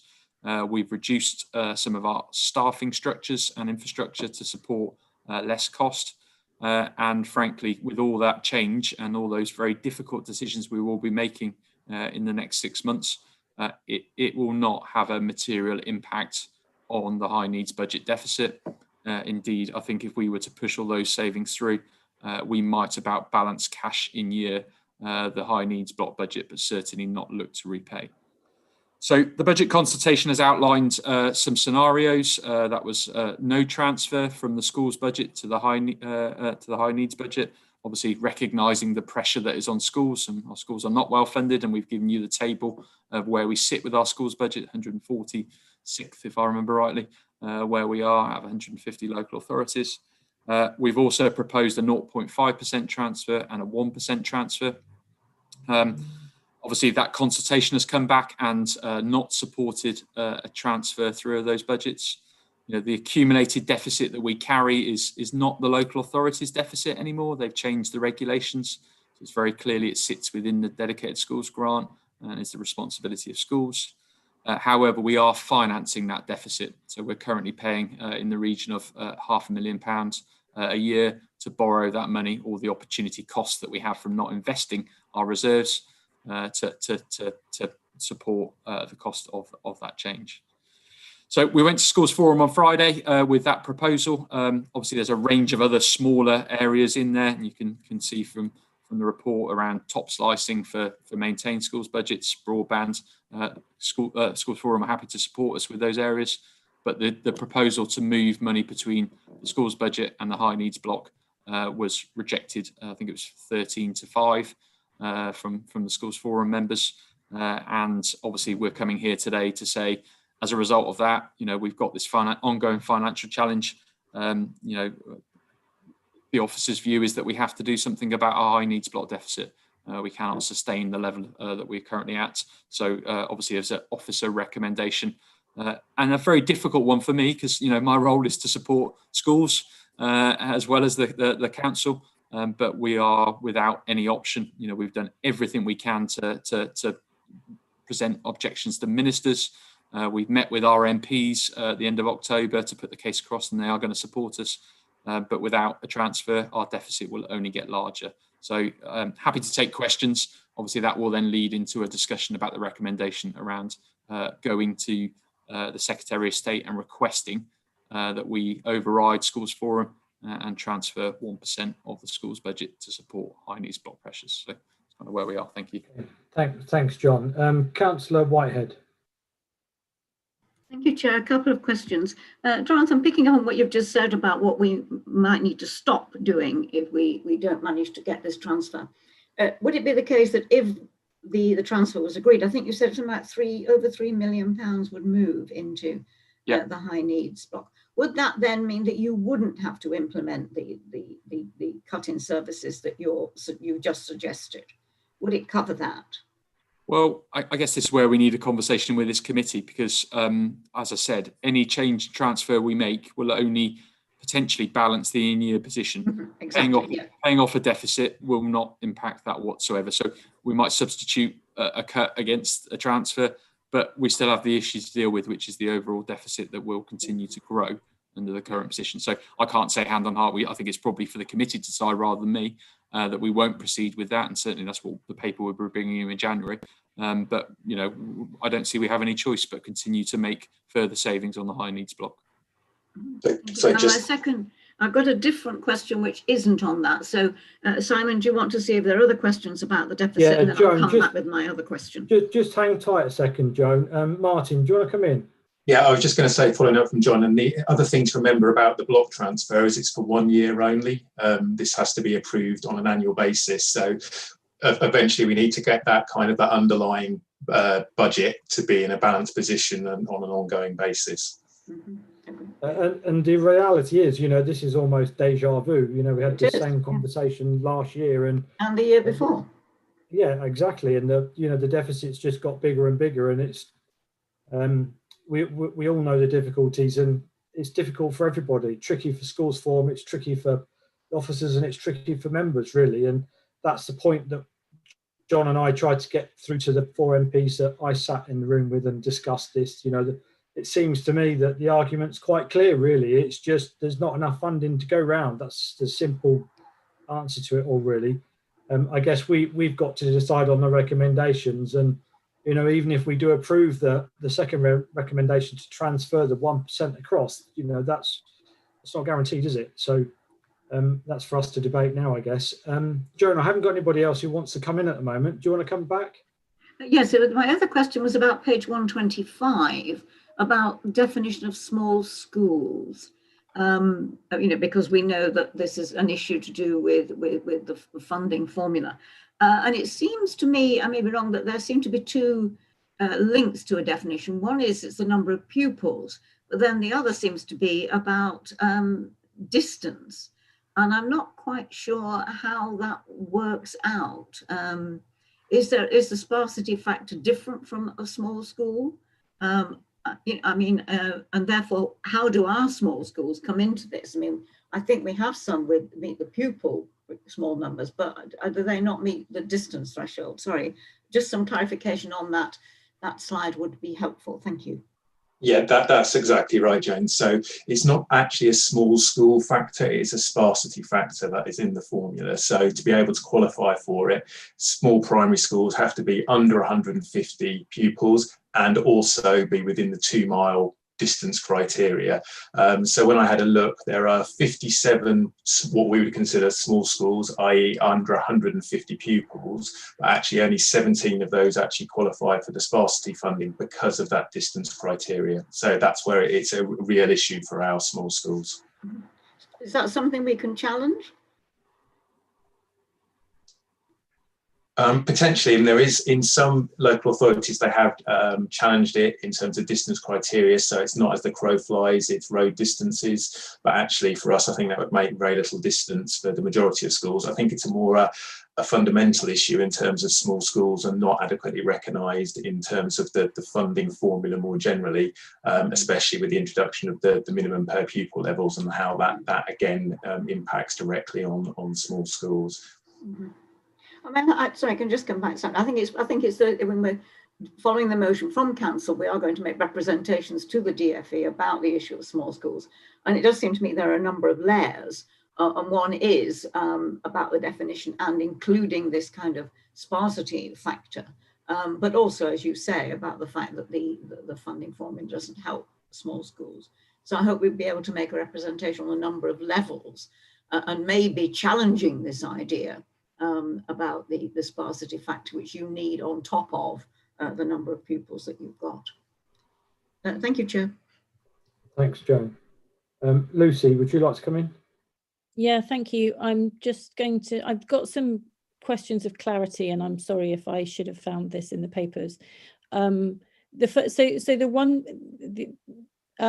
the high needs block and it is deeply frustrating that we are still here and we've been here before, and the deficit just carries on getting bigger and the government doesn't seem to have a sensible solution for it. So that is endlessly frustrating. In terms of the decision before us today, what you're asking for is a 1%, to take 1% from the school's funding formula. Is that just for maintained schools, or does it apply? So it applies across all the multi-academy trusts, yes. The whole lot for 1 year.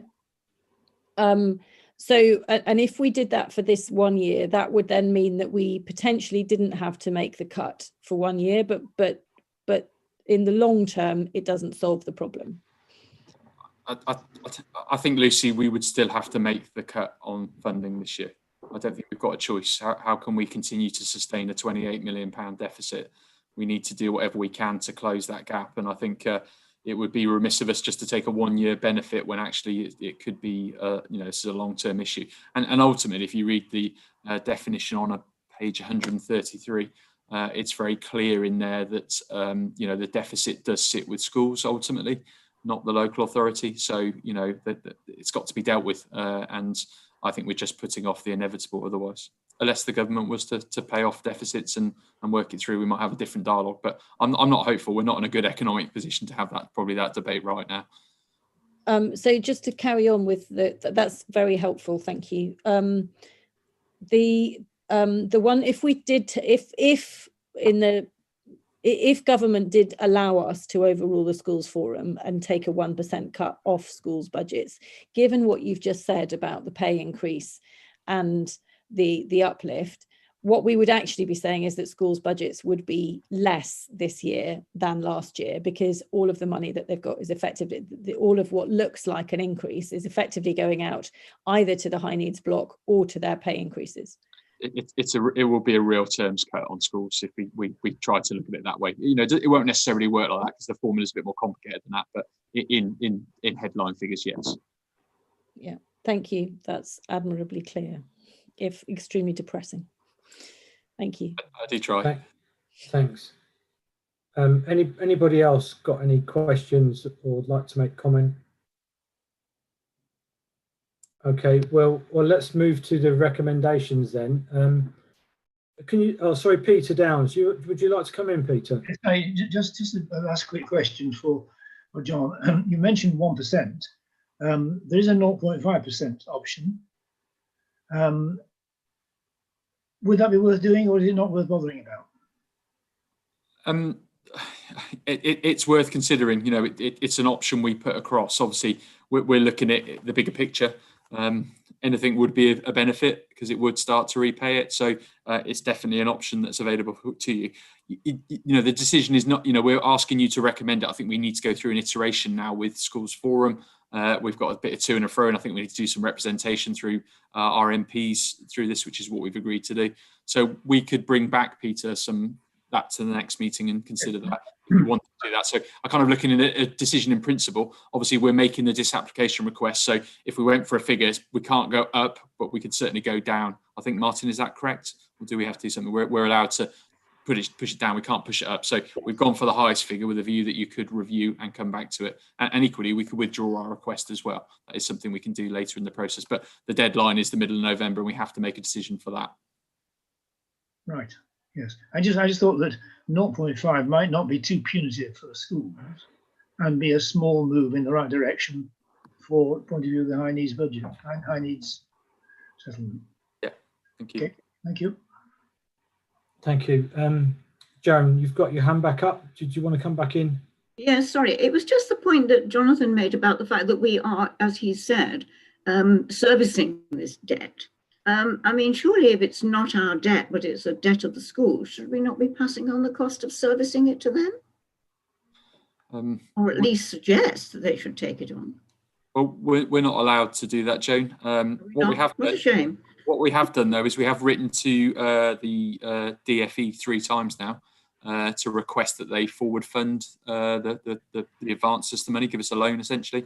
And 3 times they've written back and saying it's too busy with COVID. So that's going to be my stock response to the DFE if they ask me any questions in future.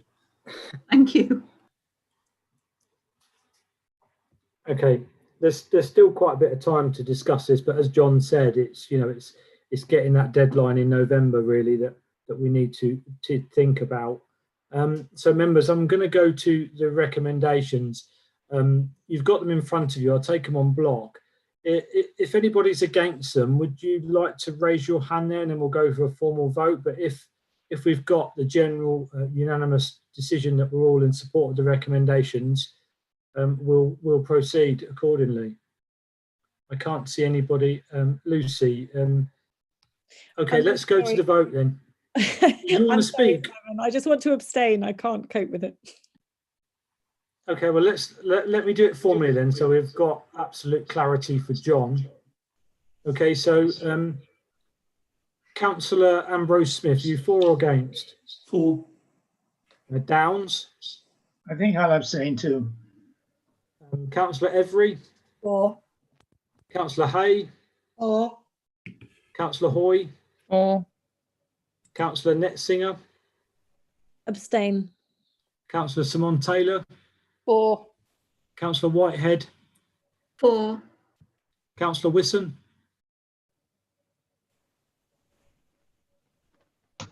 For. I'll just take some advice here. Rashenda, Andrew and Flavio, are they allowed to vote on this? I just need clarity in my mind. Yes, co-opted members can vote on the council's education functions. Yeah, so I do apologise, Andrew. Just needed to check there, Flavio. So Andrew, read, please. Andrew, for or against? For. You're on mute. Sorry. For. Thank you. Flavio. Yeah, I'm for.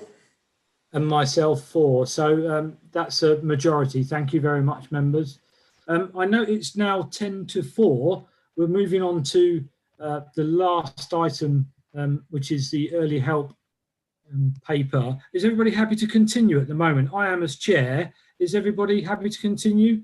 Because I do know Helen and Nicola have been waiting patiently, so we'll move on then. Okay, so this is the Early Help Older Children Vulnerable Adolescent Strategy, the development of the Best Start in Life programme. The report will be introduced by Nicola Curley, the Assistant Director for Children's Safeguarding, and Helen Freeman, the Commissioning Team Manager. So over to you, Helen and Nicola, please. Good afternoon, everybody. And I think Helen and I agreed sort of offline that I would just introduce on behalf of both of us, because I think we were conscious of time. But hopefully this is a slightly more uplifting item and we can work through it. So the report is just to update on Best Start in Life, which I think has been to the committee before, and to introduce the detail of the early help and older children and adolescent development work with ISOS across both of the local authorities. And I'm ably supported by Helen Freeman from Public Health, who is Commissioning Manager for the Healthy Child Programme. So in relation to Best Start in Life, I think the committee were aware we developed a 5-year strategy for pre-birth to 5, and we were due to move into phase 3 of that, which was trying to operationalise the strategy in the spring. Unfortunately, that was delayed by COVID, but the good news is that we're now just launching 4 pilots in the integrated delivery model, trying to bring that together with health colleagues in Cambridge City, Wisbech, and then 2 sites in Peterborough, Honeyhill and Thistlemore. And then there are further 8 work streams that are attached to that, which I think are in the papers, and we can talk more about later if people are interested. In relation to the early help piece of work, this is a jointly funded partnership piece of work with an organisation called ISOS, but it is funded by the CCG and police colleagues as well as the local authorities, which is about trying to build on Best Start and ultimately create a seamless provision of early help services, really from pre-birth to 19, but also 25 for our SEND young people, that also encompasses specific targeted need for our vulnerable adolescents in relation to mental health and the various forms of exploitation. We'd started that in January. We did have some delays due to COVID, but we restarted again at the end of August, and we're currently undertaking some multi-agency workshops around the 3 strands. I think there's a Venn diagram in the paper, which hopefully makes it very clear for people. So we're looking at 3 workshop areas around the core early help offer and what that needs to be and how we target that most effectively, the specific adolescent offer for vulnerable adolescents.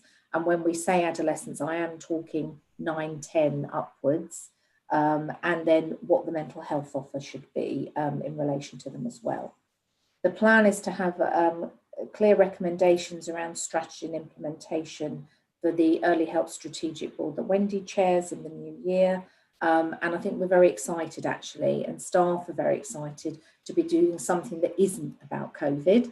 And so we're very hopeful about the plans for the future. So we're very happy to take any questions. Helen is absolutely the expert on Best Start, so if I can nudge you in her direction for Best Start questions, and then I'm happy to take any around the adolescent strategy. Thank you. Thanks, Nicola. Helen, is there anything you'd like to add to that at the moment before we move to questions from members? No, I think that was quite clear. I think Best Start's been a couple of times before. We've had a bit of a pause, as Nicola said, and we've now kind of excited to restart our pilot. So yeah, I'm happy to go over to questions. Okay, thank you, Helen. Councillor Simon Taylor, please. Thank you, Chair. Sorry, I'm just trying to get onto the actual paperwork. Right, okay. 1.6. So we're on the phase 1. Looking at kind of the bullet points. Where is it? Key strengths. So yeah, so 1.6 key strengths. it does say partnership engagement. Despite some tensions, partner contributions significantly to the early help offer, both strategically and in practice, blah, blah, blah. What were the tensions there? So you're saying despite some tensions within the partner contribution, what were the tensions on that then? So I think that this is based on the first piece of information gathering work that ISOS had done with us in January, February time, and the presentation which is attached as the appendix is kind of their summary of all of that work that they've done. So I think when they talk about tensions, I think what they mean is that early help is a complex arena, and the term early help, I think we're coming to say really is not a helpful word, because it means so many different things to different people. So I think all agencies and all professionals have different expectations and different understandings of what early help mean. We have early help teams specifically in Cambridgeshire which deliver targeted services. We also have the children's centres that do some quite different things. And I think it's about that bit in the middle where we're looking with partners around what they may or may not be offering to the early help agenda, where I think there are some natural and actually usually quite healthy tensions in terms of what we should or shouldn't be offering for children. But I think ISOS were just really wanting to name that for us and help us work on how we come together with a really clear and restated shared vision, I think, for early help going forward. I think that's what they're referring to. Right, thank you.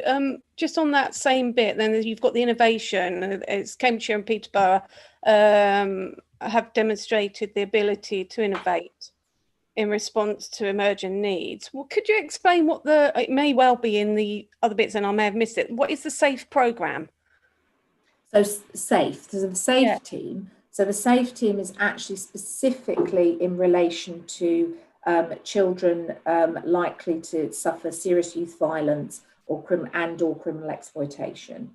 So it was actually a bid that was, we got some money through, I think I'm going to get this wrong, the Youth and Communities Fund, through the OPCC. Wendy's nodding, thank you. So it's not money that the council had, it's money that we got through a bid, through a grant, and it's a 2-year fixed term piece of funding, and it's a small team, a very small team that works across Peterborough and Cambridgeshire, but is trying to get alongside and mentor and support some very high risk young people in that area, and it's showing currently some very positive interim results. It's not been going very long. And at the moment, all of the young people they're working with, they're still working with, if you like. So we need to see what happens when they stop. But at the moment, it does appear to be a very positive project, but it is a small project just at the moment.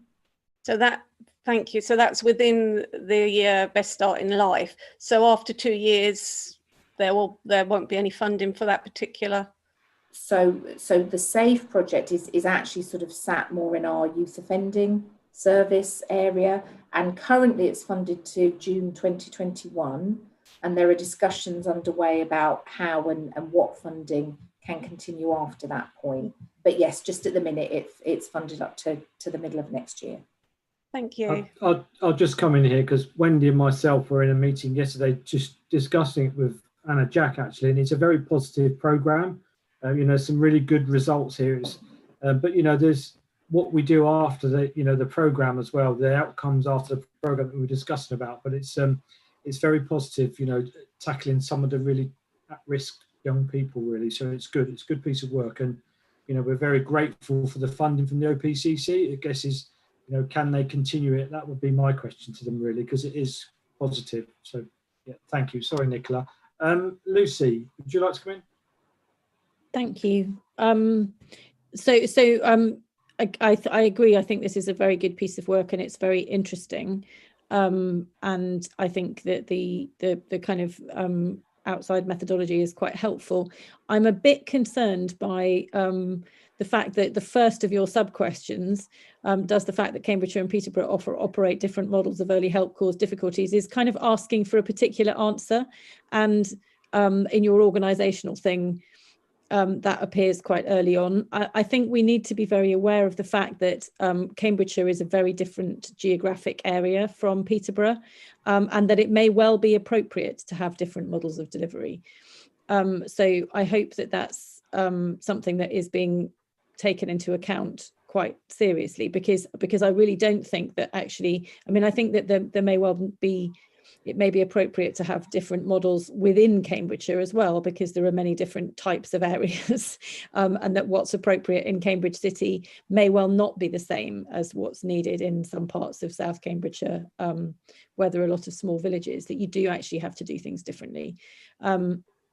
So I hope that that is being kind of included as part of the work, because I think it's very important. And looking at the areas that you focused on, they are all quite urban, and not all of our problems are in urban areas. So that was just something that I wanted to raise. I think that the rest of the report is very helpful, and I will be very interested to see what comes back from it. I think my final question is, it's very good to have you here presenting ISOS's report. Will they be coming to one of our meetings? Because I think it would be very helpful for us to hear from them, rather than necessarily always through you. I think it would be extremely interesting to hear what they've got to say for themselves, if that makes sense, and to be able to ask questions of them as outsiders for what they've found. Thank you. Okay, so perhaps if I take the first bit, because I think that's a very legitimate concern, actually. And just to be clear, those sort of 3 questions, if you like, came out of the first piece of work. So they didn't go in asking those questions. Those were the 3 things that came out. And I think what ISOS was feeding back to us from those multi-agency groups was that other professionals were a bit confused sometimes about what the different models were. And actually, there was nothing wrong necessarily with having a different model. You just need to be clear what the model is, and you just need to state it. So I think the ongoing discussion is about what's the best of the various models we've got, and what's right for different age groups and areas. So I think very much, and I think Helen would certainly agree with the Best Start work, the pilots are very deliberately in different places to try and see what the different geographic, that's very much more place-based work, whereas I suppose the ISOS stuff at the moment is looking at themes. So we're trying to bring the 2 things together, so we end up eventually with this seamless offer. But I think one of the things we've absolutely accepted very early on is that one size doesn't fit all, and actually we will need to do things differently in different places. But I think particularly with our more vulnerable adolescents, there are some really helpful things we can think about in terms of how we target the work. So I think that's what we're trying to do. But absolutely, they're very different local authorities, very different issues in some ways. So we wouldn't be able, and I don't think people want, to bring it all together. I think it's just about being clear what it is we do and where we do it. Okay. And if I just add to that, sorry, if I just add to that as well, in terms of Best Start, we are aware that our pilots are in quite high needs areas at the moment. These are our first kind of group of pilots, and we've particularly chosen those because we are really keen to kind of start moving on improving the outcomes for our families in those high needs areas. But with all the time, we've been talking about the fact that we would need to take that learning and then look at it on a place-based way to say, okay, if this works in a kind of more urban area, how might we need to change the delivery, or what other kind of things might we need to look at to make that fit a different area? How can we run pilots in more rural areas?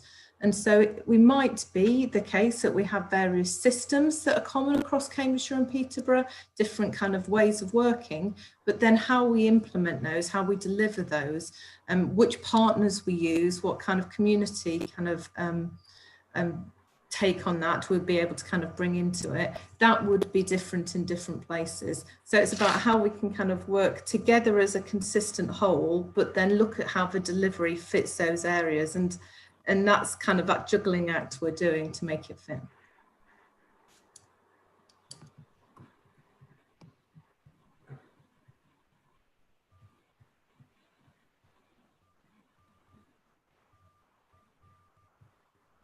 Thank you very much. That was helpful. Simon. Yeah, thanks. Sorry, my screen froze there, so I thought you'd lost me for a moment. You can still hear me. Can you still hear me? Yeah. Yeah, a lot of people's have frozen, but Wendy, did you want to come in? Yeah, I did. Just Lucy, picking up your question about whether ISOS could come to the committee and feedback. I think it might be helpful to think more about a workshop for the committee, feedback when we've done the work on the strategy. So outside the committee system, but having a members workshop for us to feedback all of that, so you can ask a lot more questions and that. Okay, just to pick that point up, I'm sure that would be good. I just think it would be very helpful for us to be able to have a conversation with them directly. I don't mind whether it's in the committee or outside the committee. I just think it would be useful to hear about what they've been doing effectively straight from them. Yeah, I meant with yourselves, but it could be a session very much just focused on that and give you more opportunity than in this setting. So absolutely everybody here, and we could even open it up wider to others if they were interested. Okay, thanks, Wendy. Councillor Whitehead. Thank you. I'm on page 182, and it's an issue that I think has come before the committee a number of times, and that's the take-up of education, particularly 2-year-olds, and to some extent certainly in Peterborough, 3-year-olds. And the figures we've got there are for January 2018. And I don't expect an answer now, but I think it would be good to see if we've managed to increase that uptake, particularly of 2-year-olds, which is very low, really, in both Cambridgeshire and Peterborough, 68%, 69%. And the 3-year-olds in Peterborough, 88%, it's not as good as I think we would like it. So it would be useful perhaps to have an update on those figures to see if we've made progress with getting more, particularly 2-year-olds, into the education system. Yeah, I don't have those figures, Joan, and it might be that I would think that some of that might be affected by some of the kind of year we've had, especially in terms of the 2-year-olds. But I can talk to our early years leads and see what would be kind of useful information to share with the group. Okay, thank you. Councillor Downs. Yes, thank you. It was a little bit more about the ISOS report. When you read it in detail, there are quite a lot of reservations and challenges in it, aren't there? It's by no means a whitewash or a unrestrained support. Quite a lot of difficult points raised, and I think it would be a good idea, Wendy, if you can manage it, for us to have a chance to explore this. And I also would like to know about the timing. What was the date of the ISOS report? How up to date is it?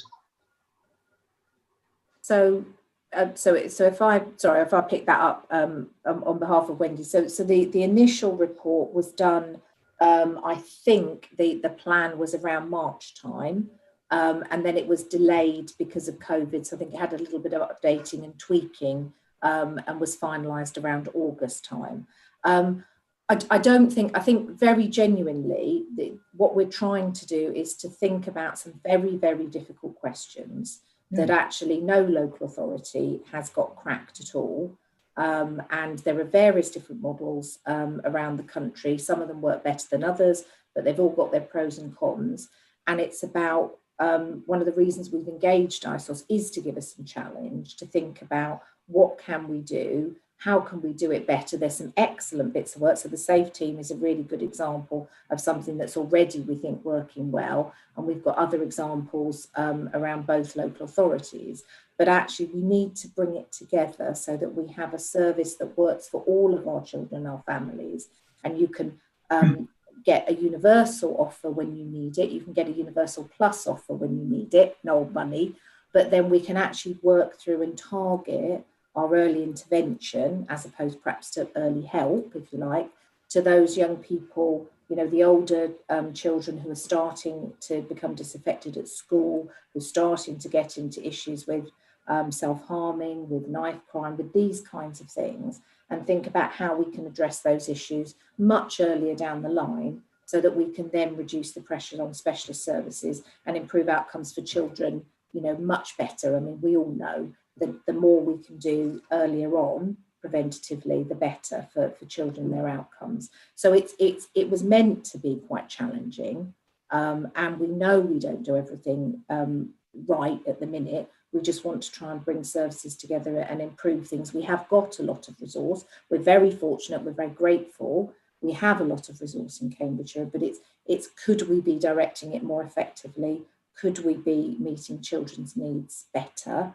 And I think the answer to that is probably yes, we can always do things better. So it's thinking about how we do that, really. I entirely support what you just said about the importance of this piece of work. And I think we must, in a sense, prioritise this, because if we don't get this right, we are building up enormous problems 5-10 years ahead. And what I'm wondering about is, do ISOS come back again? I mean, I don't quite understand the relationship with ISOS. You obviously commissioned them to do an in-depth report, but then will they do it again, or was that a one-off? So we commissioned them to do the piece of work with us. So they're still working with us and they're facilitating the current workshops, and they will bring a presentation back actually to Wendy's meeting in December is the next milestone, where we'll look at where we've got to. And then they will help us design, potentially, if that committee is happy, you know, a model of potential implementation that then I would need to look with partners at whether and how, or not whether, but how we then deliver that. So that's the plan. So they're very much still involved at the minute. They've done a lot of work with the LGA and have looked at lots of these very difficult problems across the country. So one of the things they are bringing to us is a lot of, well, this local authority's tried this local authority's tried that, and what's worked and what hasn't worked. And we're just trying to pull it all together so that we can see what will work best, going back to Councillor Nessins's point, what will work best for us and our children, and that will need to be differentiated in different places, I think. And also to add to that, ISOS have also now started to support the Best Start work, particularly to help us to develop the Best Start work in line with the broader piece of work around early help, so that it can be seen as one kind of offer for families from maternity all of the way across, so that we don't have kind of gaps or they're pulling against each other in any way. And I think that's going to be really helpful. I think this deserves our full support. Thank you. Thanks, Peter. Last one then, Simone Taylor, please. Thank you, Chair. I've just had a quick look online because I didn't really know a lot about the partnership, the ISOS partnership, and they do research into pressure on SEND and high needs budgets.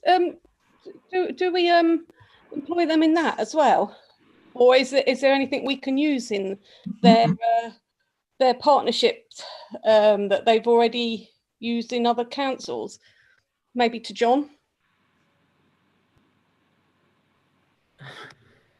I guess it's like everything, you have to pay for it, I guess.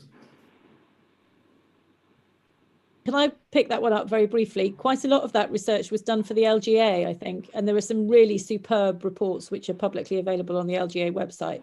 But they're quite a lot of that is about putting pressure on government to better fund SEND. So they're kind of on our side, supporting stuff more broadly that we already know about.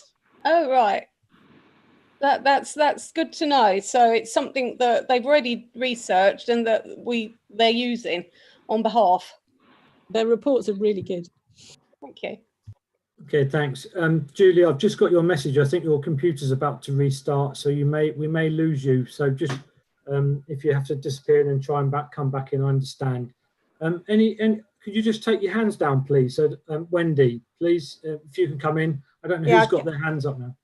Thank you, Simon. I just wanted to reiterate that this isn't just a local authorities piece of work. This is joint funded by health and police, but also we've involved schools and we've involved the voluntary sector and the wider community sector. And the piece of work the CCG are leading on, which is the development of a mental health strategy for children and young people, is being run in parallel, because we know how important it is to actually think about children's mental health in any work that we do. So I just think it's quite important that we do recognise this is across the partnership, or so all the agencies and organisations that have got responsibility for delivering good outcomes to children are involved in this piece of work.